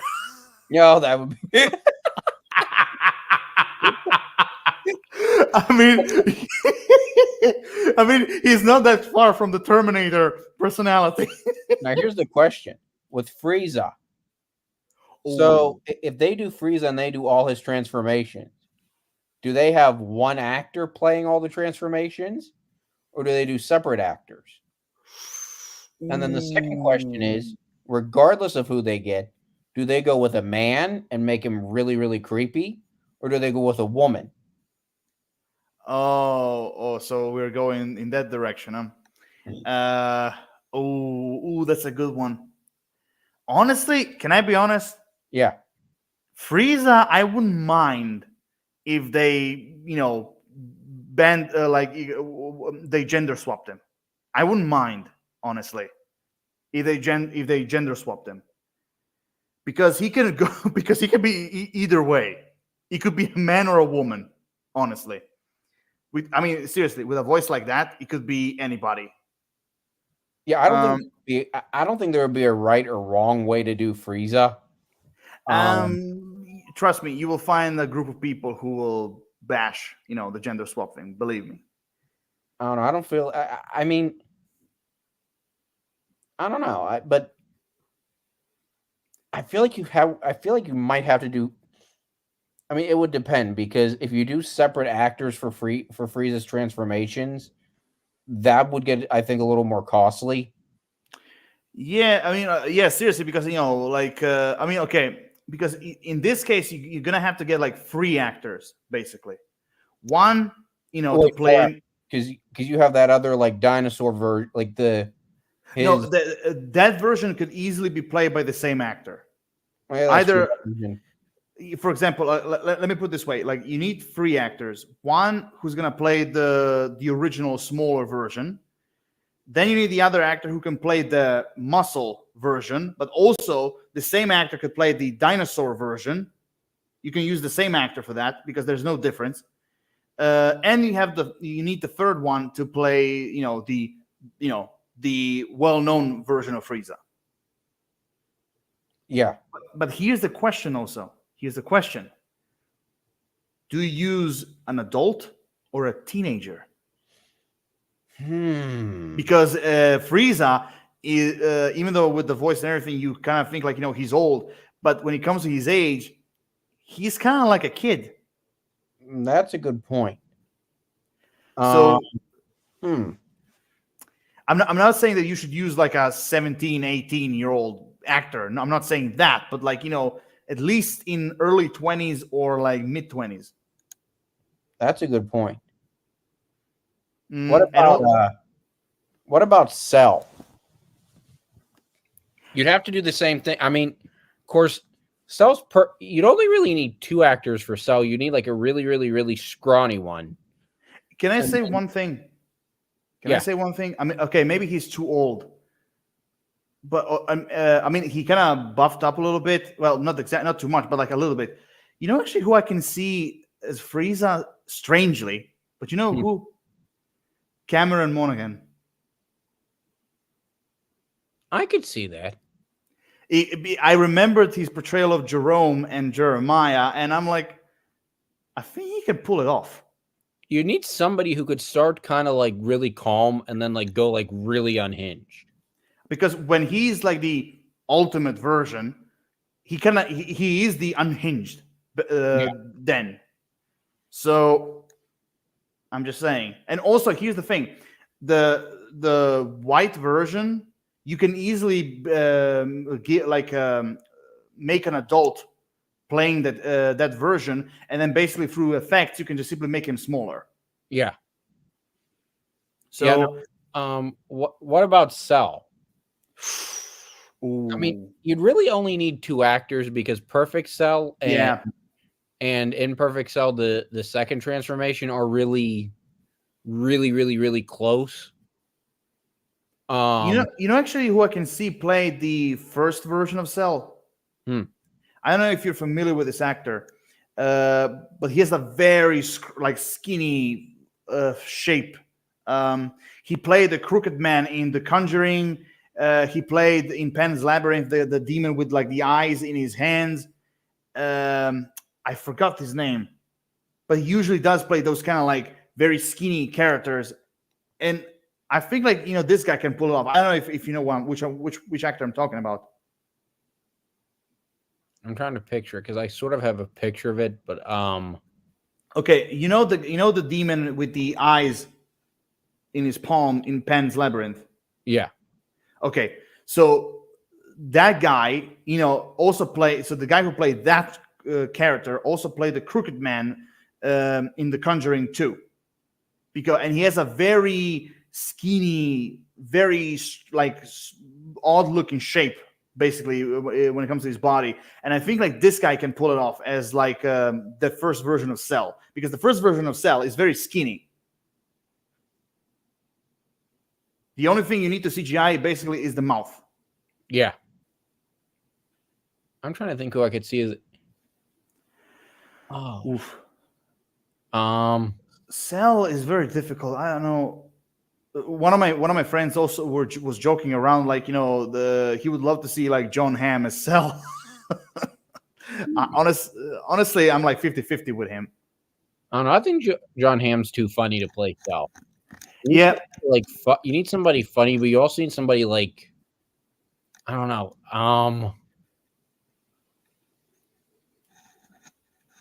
It's very difficult. I mean, for Cell. Here's another question when it comes to Dr. Gero. Now, Dr. Gero, again, he could be now Dr. Gero. Honestly, I wouldn't care when it comes to the skin color. I wouldn't care about that. But for example, can you see? I don't think. I mean, he did that movie, but could you see, for example, as Dr. Gero? Could you see Christoph Waltz? I could see that. Or again, or Giancarlo Esposito. I might be able to see him a little more. Because that kind of like personality Giancarlo Esposito plays, like for example in The Boys or Moff Gideon in The Mandalorian or in Breaking Bad. I could almost see as Dr. Giroux. He'd be too big of an actor to do it, I think. But the other person I could see is Walter Esposito. The other person I could see is Christopher Walken. Well, the age actually is there, but I think he's too. I personally think he'd be too big of an actor that I don't think he'd ever do it. No, I know. Like Christopher Walken is very. He's one of those actors. I think he's very nitpicky. He's very picky when it comes to roles. So also he's too big of an actor for something like Netflix, to actually get him. And also you have to realize that if they do like a live action cast of Dragon Ball, you have to remember they're gonna definitely use like lesser known actors. Yeah, definitely. I mean, so I mean, like I think I could see some roles. For example, I could see some roles, where basically some big shot actors come to basically perform. But again, those are gonna be like roles that are like. They're like a one-off thing, and that's it. Yeah. It's very difficult. Yeah. I'm trying to think.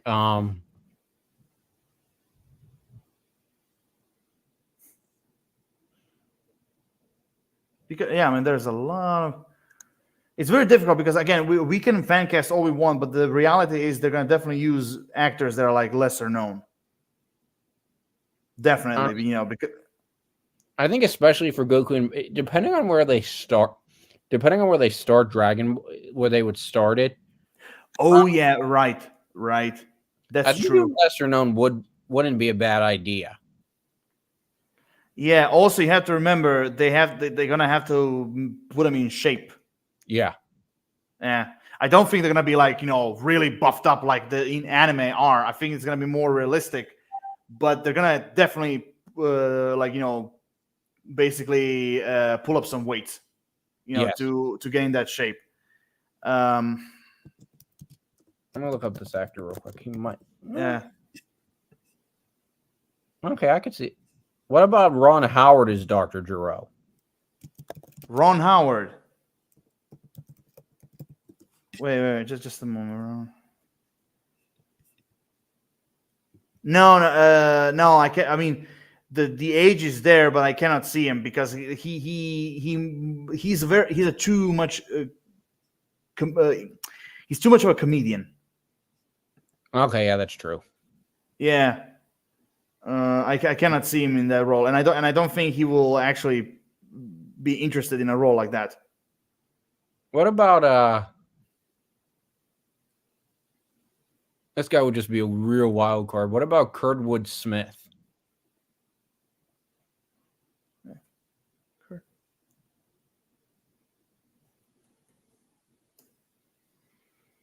Wait, what you said the name was? Kurtwood Smith.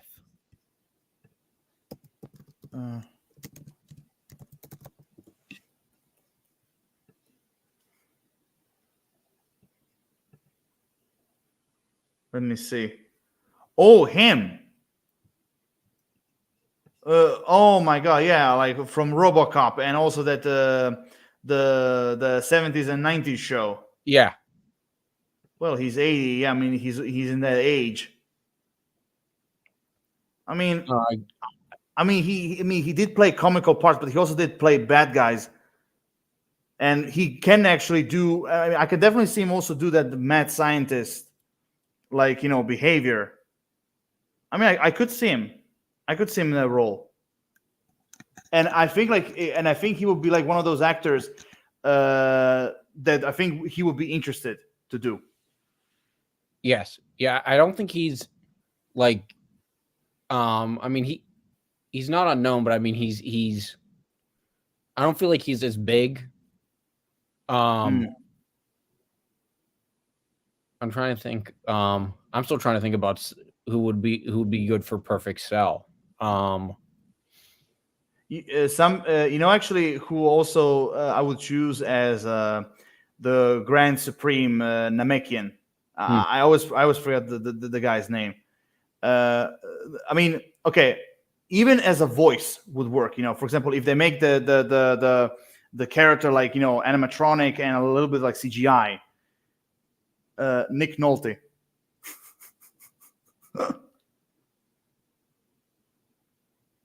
I can see that. I mean, mostly I'm saying that because of the voice. I can see that. I mean, we can go as deep as we can, but because trust me, for the live action thing, it's going to be a long conversation. Oh, It's a long conversation because, and also you have to remember, if they're going to do a live action version, you also have to realize they're going to speed it up. I got it. I know who could play Cell. Who? Brad Garrett. Brad Garrett.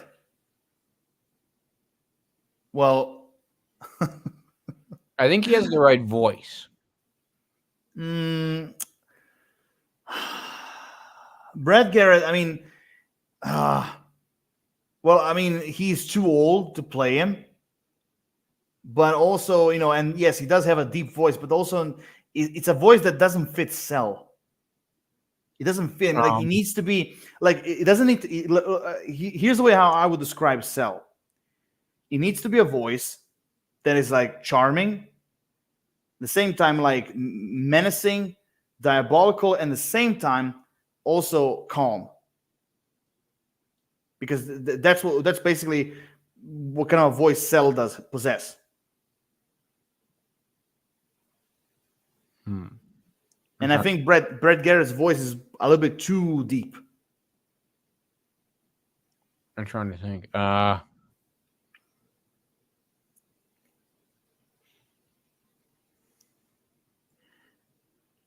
don't know. There's no one I can really like picture. I mean, look. Like I said, this is a conversation that we can go like hours and hours. Believe me. Like, and I think we went really a little bit too deep into this. But if you want to know, we can do another video about discussing about the live action ideas if you want. Yeah. Yeah, we can do it like separately. But for now, I mean, like, also when it comes to Dragon Ball, there's another thing I wanted to discuss. Like at the time when it was like Champa versus Beerus like universe saga. What were your first reaction to like his team? Champa's team. That's a good question. For me, the only one that worked was only Hit. Yeah, I liked it, but I wasn't crazy about it. I did like Kaba, was that his name? The Saiyan? Oh yeah. He was an interesting character, but I liked him. I actually liked him a little bit later on. I liked him, but when that arc was like on, not that much. I didn't like the big robot thing. Oh, you mean the Iron Giant parody? Yeah, that I didn't really like that. I mean, a lot of those characters I wasn't necessarily nuts about. I mean, also not to mention the Winnie the Pooh character. Yeah, I wasn't crazy about it. Neither was I. Like the Iron Giant and Winnie the Pooh, because every time when I saw them, I couldn't call them by their names. I always called them the Iron Giant and Winnie the Pooh because they fucking look like those characters. Yes, almost identical. So I think like Akira Toriyama made them as a joke. I think I don't think he was serious with them. But either way, like those two, every time when I see them on the scene, I could not take them seriously because they're such buffoons. But again, the only hit, no pun intended, the only hit for me was literally Hit and a little bit like I said, the Saiyan. Not even Frost was that interesting for me, because, and the reason is because in the manga he was still like a good character, like he was like still the good version of Frieza, but in this one, like basically he's a con man, a crook. Yes.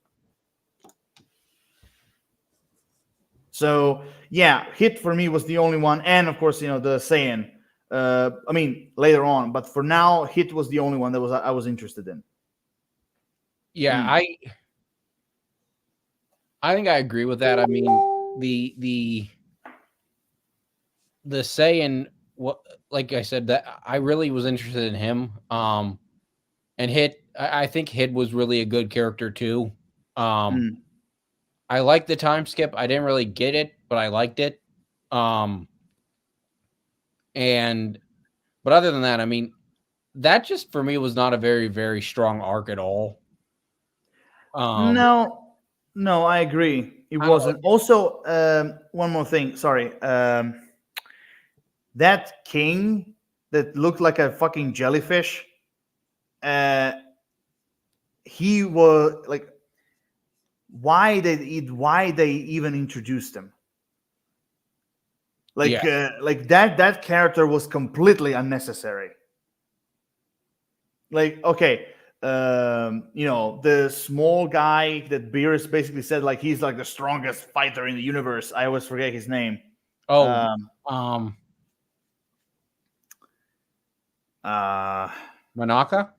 Yes. Like his role, I kind of get it. Where what Beerus was planning with him, but like the Jellyfish King, he was unnecessary. Like sometimes when I was watching that saga, I was like, why the fuck is this guy here? Like, I wasn't crazy about that saga. I mean, I know that this guy was like a VIP thing or something, but again, they could have just simply deleted him. They could have simply removed him, because like he was completely unnecessary in that arc. I mean, he was just and also one more thing. Through the entire Dragon Ball Super, there was one thing I was really, really pissed off. They didn't use Majin Buu as a fighter. Yeah. That for me was a fucking swing and a miss. Like, oh my god! Like Majin Buu, there's a lot of fighters in those like tournaments that he could have easily like either go like face to face or defeat. Yeah, they underutilized Buu like a lot, which is a shame because he really is like, I think, one of the funniest characters in that whole show. Yes. And I just think having him, especially with the Universal Survival Saga, having him fall asleep and not even really having him in it, I don't understand that. But I don't know. I mean, I don't know. I think I agree. Although I did hear that he factors in more to the Moro, at least he's a bigger role in the Moro arc in the manga. Oh yeah. I read the manga. In the Moro arc, he actually he had a way more bigger role. So that's another reason I hope they adapted, because I think Buu, like it especially since he started living with Mr. Satan, he never really factored in like at all. And I mean, I don't know, that it never really bugged me, but it just kind of, I don't understand why they don't utilize such a good character. Trust me, I was bugged with it. It really bugged me what they did. It really did. Yeah, but for me, like I said, that really pissed me off. Like, why didn't they use Buu? Okay, in the first one, I get it. But like for the Universal Survival, why they didn't use him? I was like, oh my god. Also, he would have been also a great adversary, even against Jiren. Yes. Maybe Jiren would have found a way to defeat him, but I would have loved to see Majin Buu fight him. Yes. Oh my god. Like seriously, like and also speaking of Jiren, I one of the things I thought like was really hilarious was basically the Dragon Ball version of Avengers. Because like all of them together are like basically a gang of superheroes. Yes. And I felt like that was also hilarious. It really was. But again, like I think like Dragon Ball Super overall, I think like it was an anime. I mean, again, it wasn't bad, but it was an anime that basically, speaking of sagas and characters and everything, it was like basically like a show that was like filled with like swings and misses. Yeah. And basically, true hits. The biggest miss in that show was episode like 3 or 4, whenever Goku and Beerus battled on King Kai's planet. Mm-hmm. Like, the animation was so terrible in that. Oh yeah, and they basically fixed it later on. Yeah, that was the biggest miss, I think. I don't know. I mean, I liked Dragon Ball Super.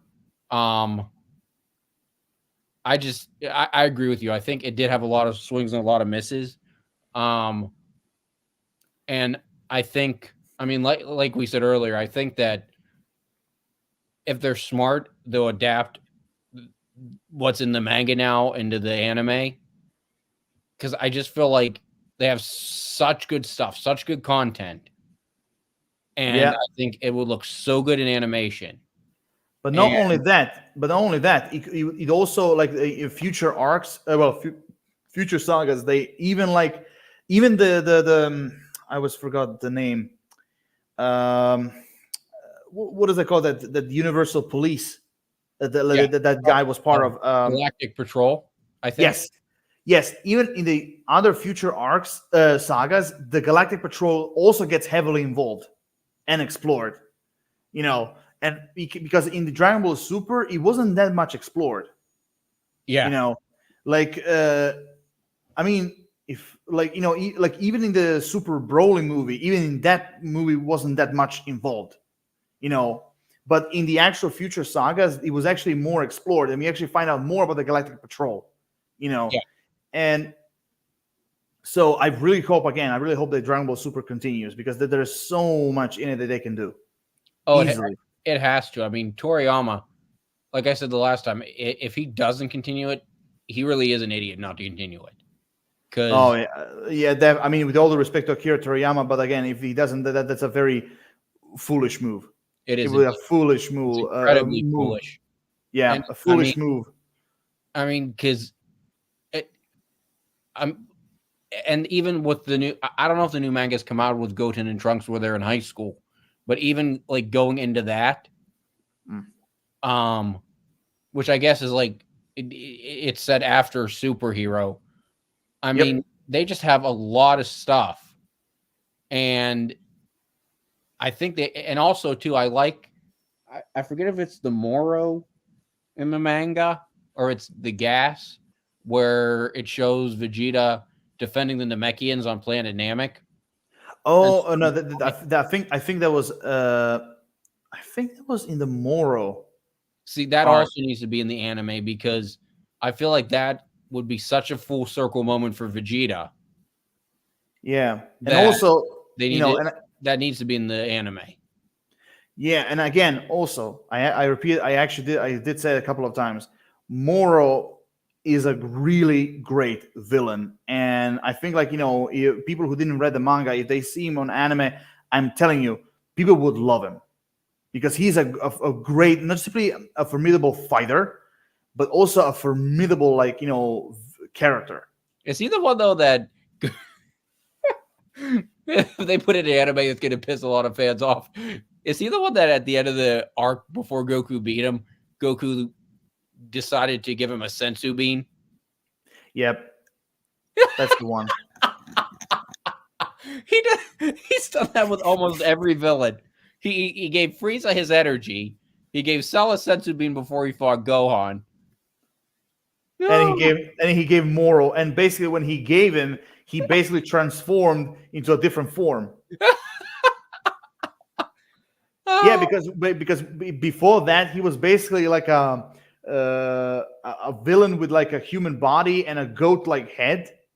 But when he took the bean, he actually became more human. and like with horns. I mean, even when I read the manga, I was like, Goku, you fucking idiot! Like, what the hell have you done? And but I think like I do agree that I think this will piss off a lot of Dragon Ball fans. We gotta when stop they giving see Goku this. those. Gotta stop giving Goku those sensu beans.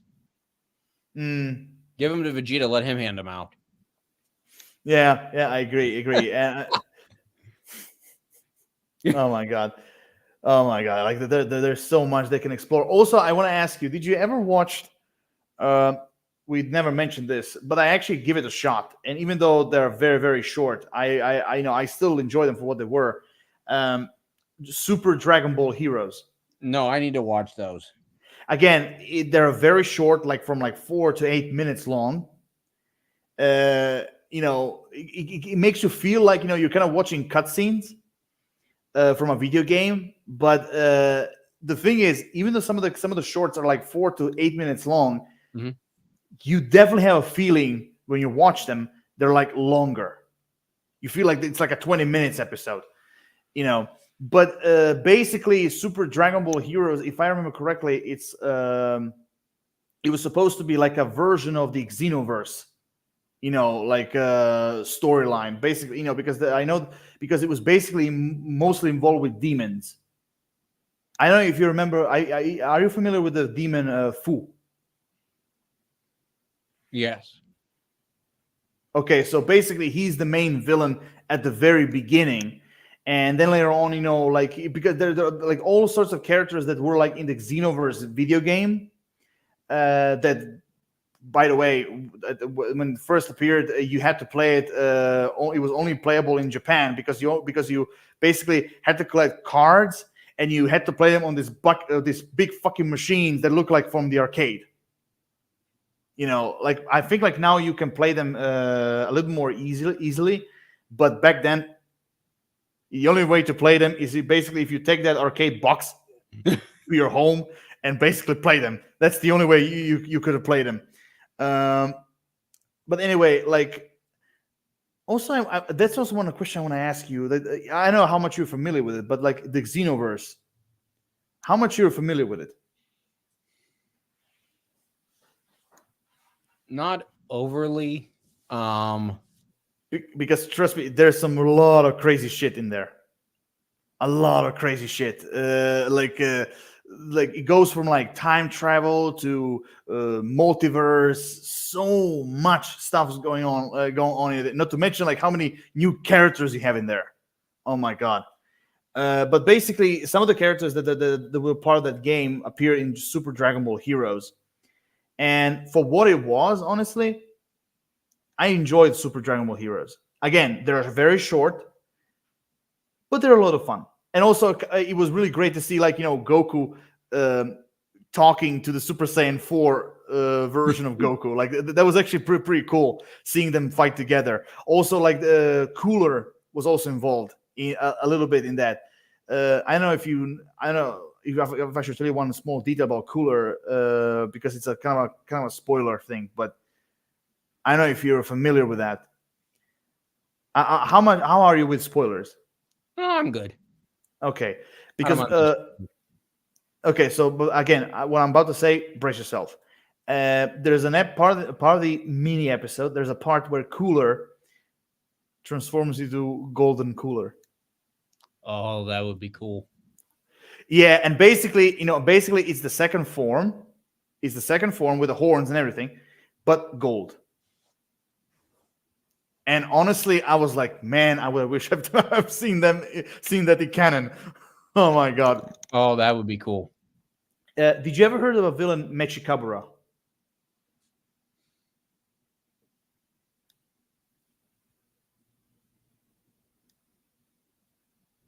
I don't think so.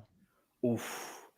Basically, Mechikabura is basically I'm not gonna say he's a god, but he's like the master of all demons in the demon realm, where basically Dabura comes from.